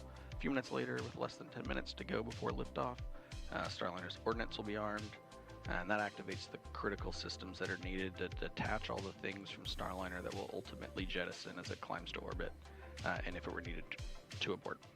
And finally, just 1 minute and 15 seconds before launch, they'll work with the crew to activate the launch abort system, which would rocket the crew to safety in the case of an abort, or on the pad, or early in the ascent. This is likely the last you'll hear from us until liftoff, so we are going to send you back to the team in Florida to let Megan, Dee, and Mike see us through the rest of the countdown. We'll be back once Starliner is on its way. Go Starliner. Randy and Jim. Okay, let's take a closer look now at Starliner. The next generation crew capsule measures 16.5 feet tall with a diameter of 15 feet. That's about the size of a mid-size SUV. It was designed to carry up to 7 astronauts or a mix of crew and cargo for missions to the International Space Station. After today's test flight, NASA will fly crews of 4 or 5 with cargo. Starliner is also reusable up to 10 times. Yeah, we're looking LCOSM. to getting... Go ahead. Yes, sir. Per step 60, flight hazard area has been cleared. All personnel accounted for. Roger. All right, everybody is in place for launch. Starliner, we're looking forward to getting it certified so we can continue our missions to the International Space Station with 4 NASA astronauts. And Boeing will have the option to use Starliner to fly to other space stations and to help build the low Earth economy, low Earth orbit economy. Hey, Mike, let's squeeze in a social question since we've invited viewers to send them to us. This is from John on YouTube asking, how did the astronaut train for this mission? It's actually a question from a 10-year-old named Maddie. Well, hi, Maddie. Hi, John. Yeah, so we spend a lot of time practicing exactly what's going on today. We sit inside a simulator, which looks and feels like a rocket, and we push all the buttons and switches and look at our data. And sometimes they even give us these things called malfunctions, which something goes wrong, and we have to think our way through it and follow our procedures to have a safe practice mission. And we do that for about a year and a half. In this case, for us, it's a new spacecraft, so it took us 5 years, but it takes us about a year and a half to train for new spacecraft. Roger, please disable line item 390. Active. Again, some nominal call-outs there as we march towards our instantaneous launch opportunity at 12:25 and 40 seconds. It's really neat that we're hearing all the voice chatter back and forth from our team. I mean, what a nice thing to be able to share with everybody watching today. Flight control final preps complete and Atlas hydraulics at standby pressure. Roger. And with that, let's head back over. Go ahead. Line item 390 has been disabled. Roger.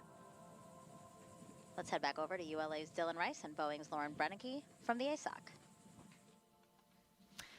Thank you, Megan. So you may have heard just a few minutes ago the team talking about they're actually telling Butch and Sunny once they get up into space that they will need to sync their tablet. Wanted to give a little bit of a perspective on that.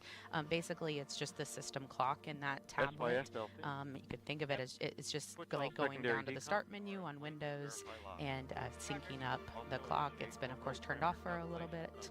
And not connected to internet. So it's just something like you would do at home to re-establish the new time on your microwave. But Dylan, they've also heard about an anomaly on the ULA side. Not a big deal, but let's give them a little bit of perspective on that. Sure, Lauren. So we had, we did hear a report of a noisy temperature measurement, and this particular measurement is the interstage adapter. So that's the adapter between Atlas and Centaur, and this measurement is something that's automatically disabled when we enter our terminal count at T-4 minutes. Oh, minus but 22 minutes. Over the past few minutes, we've observed this measurement bouncing around a little bit. So now that the vehicle is fully loaded with propellants and we've been stable for quite a while, this measurement is really not something that we rely heavily on when we're fully tanked and stable. So we're going to go ahead and disable it early. rather than waiting for the automatic disable as we approach terminal count. And that just would prevent any what we'd consider to be a nuisance alarm at this point. So nothing major there. It's kind of a standard operating procedure for a noisy measurement like this. And we are just a little over 21 minutes out from launch. Pressure charge is complete. Roger. As I was saying, just a little over, right now, about 21 minutes out from launch. And I've been thinking a lot about Butch and Sunny going back to the ISS for a third time for both of them. Sunny told us that really the ISS feels like home for them. If you think about it, they've both spent a good portion of time there. They both spent 6 months in their first trip up and 6 months in their second trip up. So now going back for their third time, they're going to a place that they consider home. If you think about living somewhere for literally a year out of your life, it means a lot to you. It's very special. And Sunny even told us that... Go ahead. Step 90, all secondary decoms verified on RF link. Roger. And Sunny even told us that she cried the last time she left the ISS because she thought it would be her last time in space. So you can just imagine how special this trip will be for both her and Butch. And we are getting very close now to that moment where they are going to be headed to space. We are coming up on a call for the visors to come down. We're going to hear Capcom tell the crew to pull their visors down and to configure their suit flow. Minus 20 minutes. Starliner, there's Beanie 1, reinitiate HV charge. Roger. Suit flow. RLM, verify redline monitor and event table are in the correct configuration for terminal count. Verified. RC, verify solar radiation acceptable for launch. Verified. All right, so you saw the crew starting to pull their visors down there. That configuration is needed for proper airflow through their suit. In case of an emergency, they could pressurize their suits quickly if needed. That is the importance of having everything zipped up and ready to go. And they really enjoy the fact that these helmets are much easier to get on. They just sit back on their suits, just like a hoodie of a sweatshirt, so they're able just to pull them forward and zip them up. Houston, Starliner, visor config complete. Houston copies, visor config complete. All right, they're all zipped up. And this config All also communications switch to channel 1. All personnel and visitors remain in present position until launch. Maintain operational silence in the LCC. So, Lauren, that's kind of the LC with a terminal count briefing. If a condition exceeds the launch constraint anytime after the terminal count status check, the observer shall announce hold, hold, hold on channel 1, identify their station, and briefly state the reason for the hold. So, Lauren, we just heard a couple of our standard pre-launch announcements. During the countdown, the individual teams, so think of the Atlas propulsion team and the Centaur propulsion team, are off working on separate nets as they perform their functions. All that work is complete, and so essentially what that last announcement does is bring the entire team back to the primary command channel, net 1, loop 1 as we call it, and the rest of the countdown will now be conducted on net 1, Roger. and we'll all kind of hear that together. 18 minutes. Also, at this point, our operators are going to be heads down. Verification. Roger. And so the only conversation in the LCC from this point forward is just going to be the working through the launch procedures. There'll be no other ancillary conversation whatsoever. And we'll also be listening to some of those side channels that aren't public on your TV screen right now. So we'll be listening for a few polls, one that's called the Starliner Readiness Poll for terminal count. And that is one of the shorter polls, and it will be coming from the Boeing Mission Control Center, or we call it the BMCC here in Florida. The spacecraft launch conductor, Brian Gardner, will poll people in that room in charge of the propulsion system and power and many other subsystems. He will have 3 call-outs to him. minus 17 minutes. OSM, place SRB ignition SNA switch to the enable position. SRB ignition enabled. And verify FTO, RCO, and OSM hold fire switches are in the proceed position. Ready to proceed. Launch on time verified. Roger.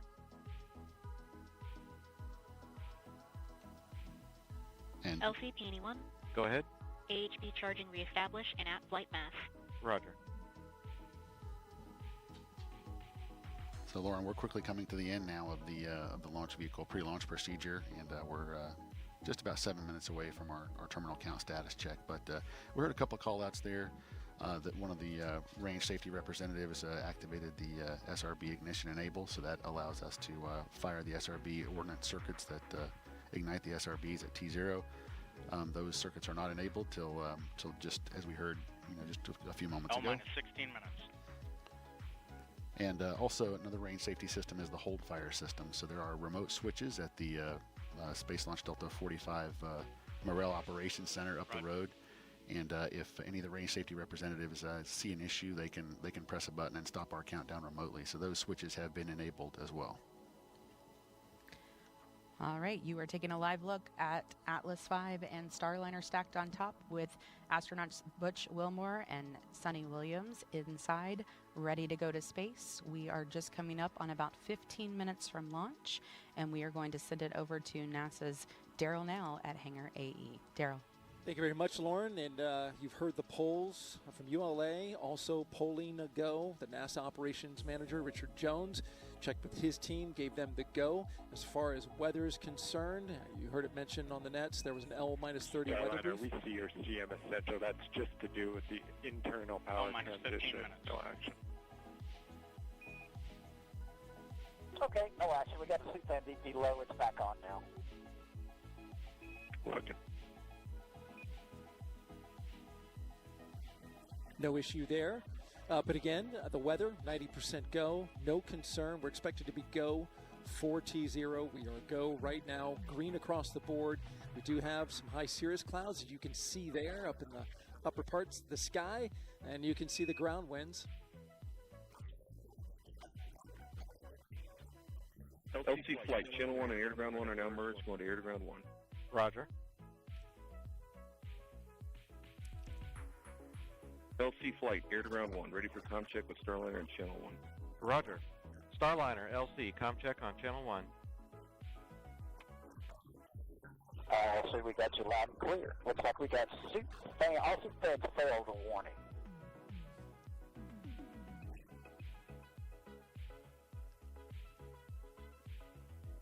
Butch Wilmore. And I copied your comm check, Starliner. In Capcom, did you catch that message? And Starliner and LC Capcom A-firm, we see the messages. We're working more to follow. Stand by. Standing by. Butch Wilmore has a warning light on his console. He's talking it over with Capcom.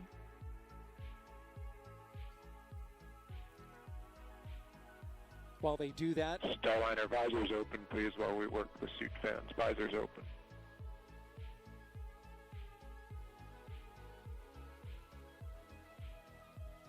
so they're going to have the astronauts open their visors. All right, visors are open. While they work an issue with them. Houston, that suit fan Bravo went down and switched to Alpha. It had a BP low, and then it, of course, went off. We still show power to Alpha is on. Working an issue with Houston the suit. copies. Minus 13 minutes. And Starliner, we showed the same for your info. We're swapping suit fans back to Bravo. Continue to stand by for us. Standing by.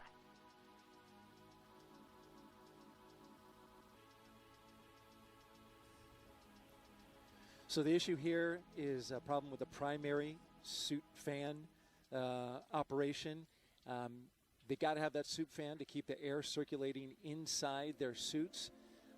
With that having a warning, they've asked, Capcom has asked the astronauts to pop open their visors so they can get some fresh air, and they'll work it into a redundant mode, going into a redundant suit fan. So they continue to work that.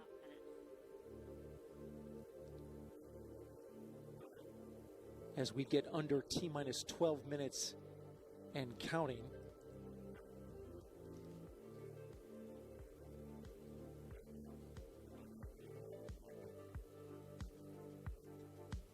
Boeing team working an issue in real time right now. LC Flight Channel 1. Go ahead. Yeah, the condition we're in an LCT condition with both suit fans down. We're trying to get these reactivated, but we're going to proceed. Roger. So good to stow the crew access arm. I'm down. Roger.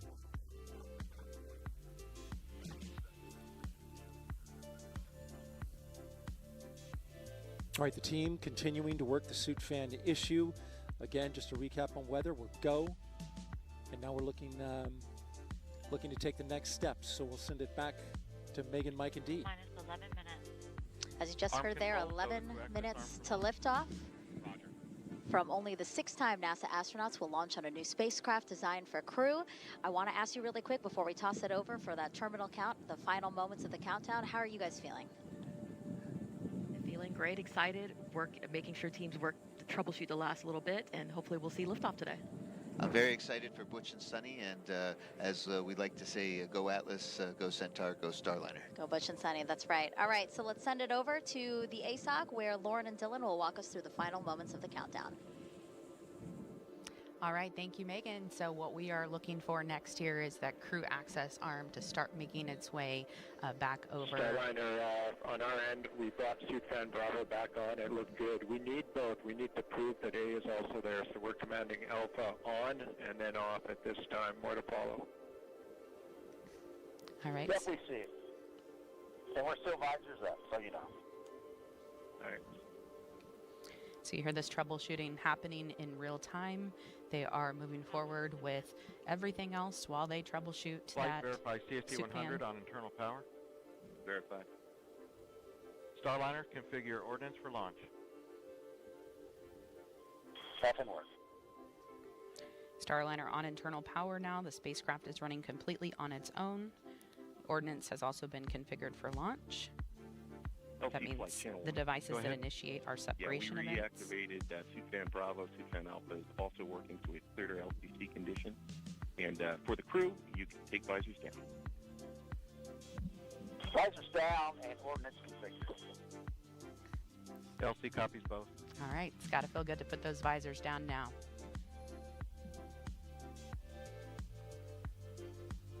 So Lauren, we were seeing that big visual cue, the crew access arm retracting. It takes about 2 minutes to retract and stow 120 degrees away from Starliner back against the crew access tower. In the event of an emergency, it can be redeployed in less than 15 seconds. Yeah, it's pretty amazing. We don't want to see it do that, but we're glad it can if it needs to. And we have a couple of polls coming up here in about 2 minutes. The launch vehicle poll, launch vehicle management poll. Yeah, Lauren, that's right at L-8 minutes. Next door to us in the Mission Director Center, that's going to be the mission management team poll for launch. And at L-7 minutes, the final terminal count status check down in the LCC. And that is where Chief Launch Director Doug Lebo will poll his team, verify their readiness, and then the launch director next door to us will give him permission to launch today.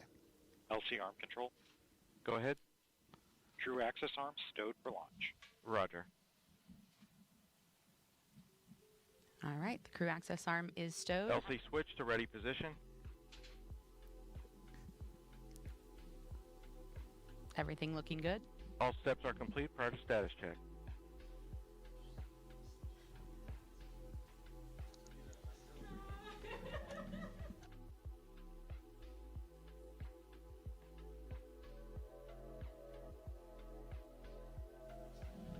And Dylan and I will be a little more quiet as we get closer here to launch so we can listen in to all of the actions as they're happening in real time.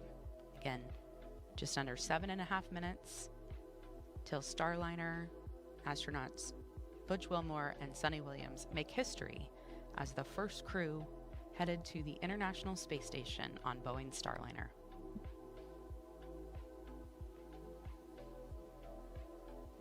L-7 minutes. Status check to proceed with terminal count, Atlas system, propulsion, Go. hydraulics, Go. pneumatics, Go. LO2, Go. water, Go. Centaur systems, propulsion, Go. pneumatics, Go. LO2, Go. LH2. Go. Has gas. Go. Electrical systems, airborne. Go. Ground. Go. Facility. Go. RFFTS. Go. Flight control. Go. GCQ. Go. Op support. Go. Com. Go. Umbilicals. Go. Arm control. Go. ECS. Go. Redline monitor. Go. Quality. Go. Op safety manager. Go. ULA safety officer. Go. Vehicle system engineer. Go. Anomaly chief. Go. Range coordinator. Clear to proceed. Flight director. Houston flight is go. Starliner. Starliner, go. Launch director. You have permission to launch. Proceeding with the count. ALC, verify T0 is set for 16:25:40 Zulu. Verify. Starliner, net is clear. Thank you, LC. To all of you sitting on console, whether you're in Houston, BMCC, ASOC, Atlas, this is a great day to be proud of your nation. And all of you listening as well, whether you're at Banana Creek or the Causeway or the rooftop of LCC or the ASOC, and other places around our nation, like the Bay Area building and other places where you are viewing what's taking place. Again, for you, it's a great day to be proud of your nation, great day to be proud of Boeing, great day to be proud of ULA and NASA. And we are one nation, under God, indivisible. And when we together use the power of that combination, we can do some pretty amazing things. So LC, with that, we are ready to put some fire in this rocket and propel this spacecraft to the International Space Station, where all these fine Americans have designed and have prepared it to be. Calypso, take us to space and back. Roger, Starliner. LC flight, Starliner configured for terminal count. Roger. All steps are complete prior to terminal count. And with that, we are ready to go to space, Lauren. Hard not to be emotional listening to those words from Butch. I'm sure we'll be playing that speech back for a long time. Will be T-minus 4 minutes and counting. 3, 2, 1, mark.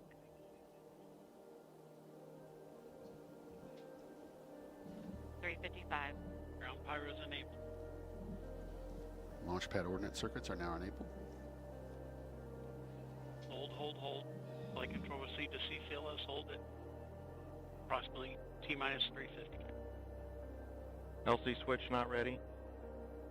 All personnel turn to recycle section. Operation 80. LC switch is not ready. Clock stopped at T-minus 3 minutes 50 seconds. Starliner, you should not hear any vent at this point. Starliner standing by. ALC reset countdown clock to T-minus 4 minutes and holding. Active.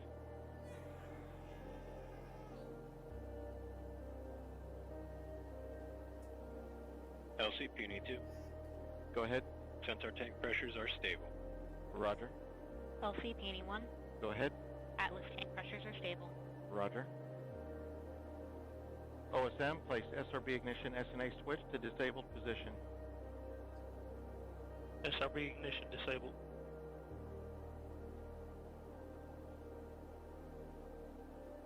Okay, consoles, step 60, report launch vehicle status. Atlas lead. Atlas tank pressures and helium bottles stable. Atlas propulsion system stable. Roger. Centaur lead. Centaur tank pressures and helium bottles stable. Centaur propulsion system stable. Has gas readings nominal. Roger. Vehicle electrical.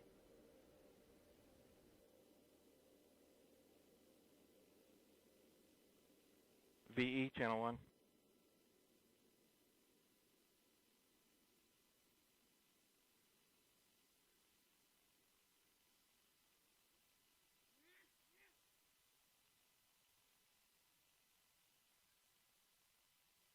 Avionics system stable. Roger. And LC can verify no indications of hazards. Flight, LC. LC Starliner systems are stable. Roger. Starliner, last arm switch to off. Last arm switches off.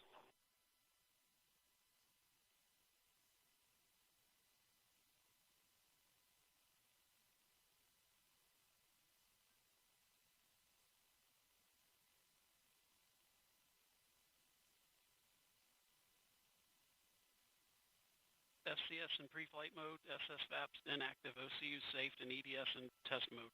Roger. Arm control, deploy the crew access arm. Roger. Starliner, proceed with ordnance deactivation. Passing one.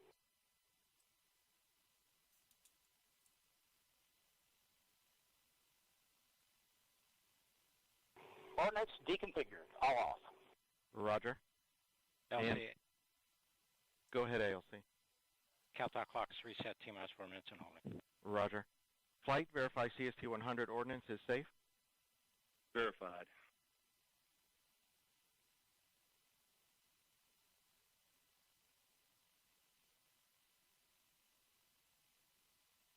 Okay, all stations, recycle systems back to T-minus 4 and holding configuration. Hold time occurred at T-minus 3 minutes 50 seconds. Report status at completion.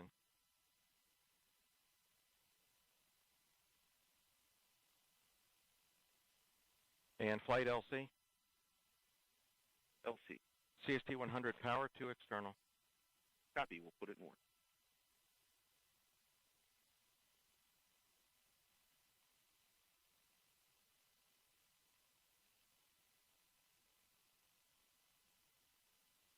LC Lockslog. Go ahead. Subset Bravo, Outlet Pilot 2, continuing topping. Roger. LC Locks 2. Go ahead. Substep Golf, Centaur LO2, continuing topic. Roger. LC Field 2. Go ahead. Centaur LH2, continuing topping. Roger. LC LC. Peony 1. Go ahead, Peony 1. Atlas Pneumatics, pressure stable. Roger. LC Peony 2. Go ahead. Substep Echo CEC active. Roger. And substep Foxtrot sensor pneumatic system stable. Roger. LC Prop 1. Go ahead. Substep Charlie and substep Delta, Atlas propulsion and hydraulic system stable. Roger.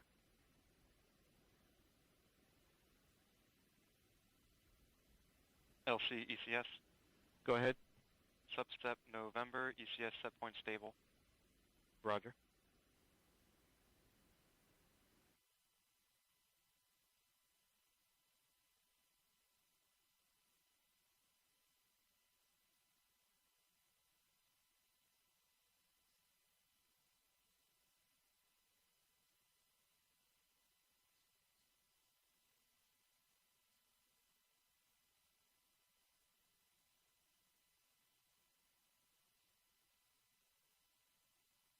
LC, this flight control. Go ahead. Substep Kilo, flight control ready. Roger.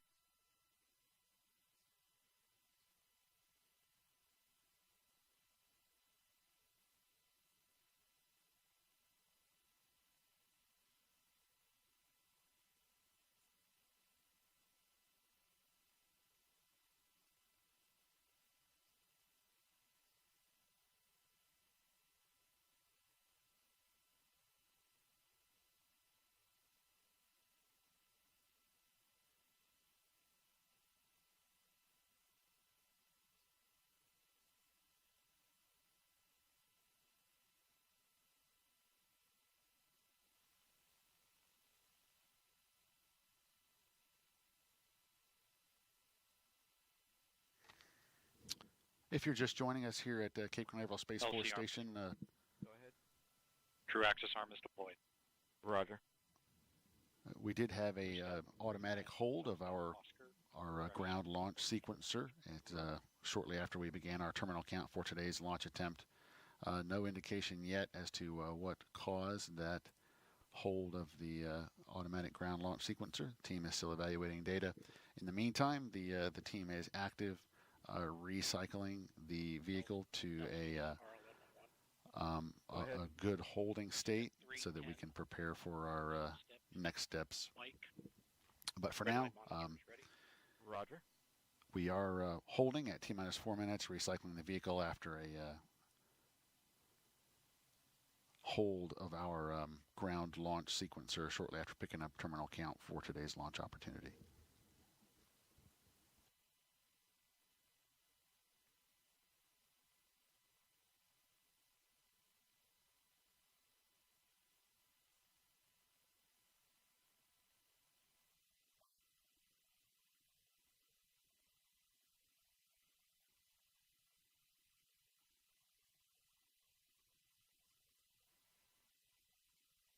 LC has gas. Go has gas. Substep Hotel has gas. Normal scan pattern including cat. Roger.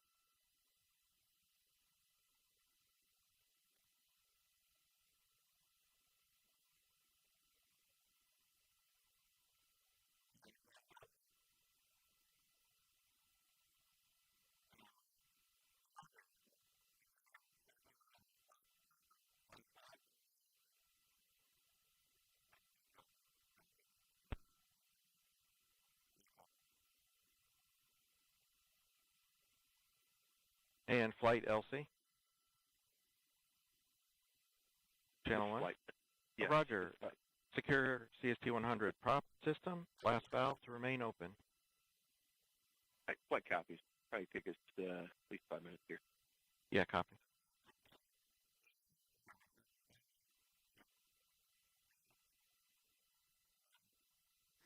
We're going to send it over to NASA's Daryl Nail over at Hangar AE for some continuing coverage of our current FTS status. LC. Daryl? Thanks, Dylan. And I'm listening to the NASA operations manager's loop. Recycle status. Recycle.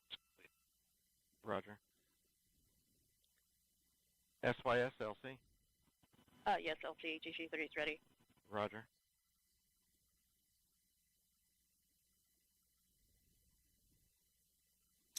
As you mentioned, the ULA team now safing the vehicle, making sure all the high energy systems that were prepared to launch are now put into a safe configuration. At 12:21 p.m., roughly T-minus 3 minutes and 39 seconds, we got a hold. Launch Director, LC Channel 1. LDM1. Yes, sir. So we had a hold call at T-minus 3 minutes and 50 seconds by the CCLS launch sequencer. So at this time, we've completed our recycle back to T-minus 4 and holding configuration and ready to proceed with a scrub crew egress operation. Yeah, roger that. Stand by. Roger. There you heard confirmation of the scrub call for this launch attempt today. Again, this was the ground launch sequencer, essentially the computer that launches. Roger. This is the computer that is Okay, all personnel going to Operation 85. OSM, LC. OSM. Establish the BDA roadblocks and open the flight hazard area. Roger. And all personnel on Channel 1 will be starting an approximate 65-minute hold at this time for flight crew egress. All systems maintain T-minus 4 and holding configuration.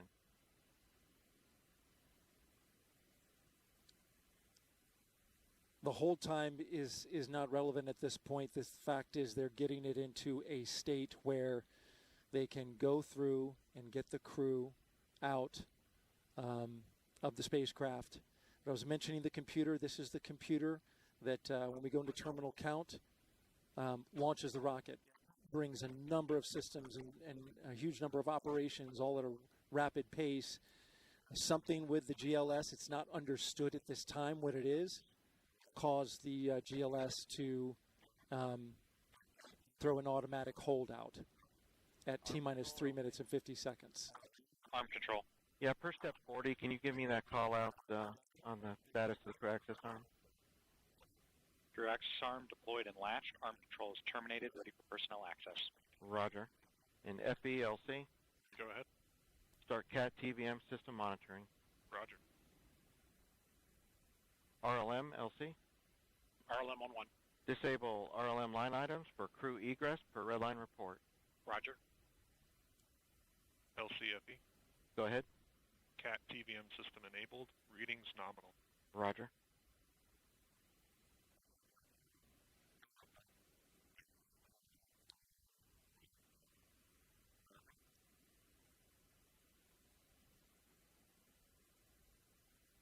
The NASA operations manager now conveying to his team that they are looking at possibly a 24-hour turnaround.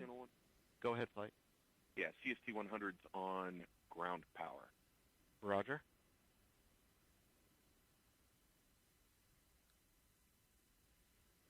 Of course, there'll be a lot of data to look at, but And flight LC.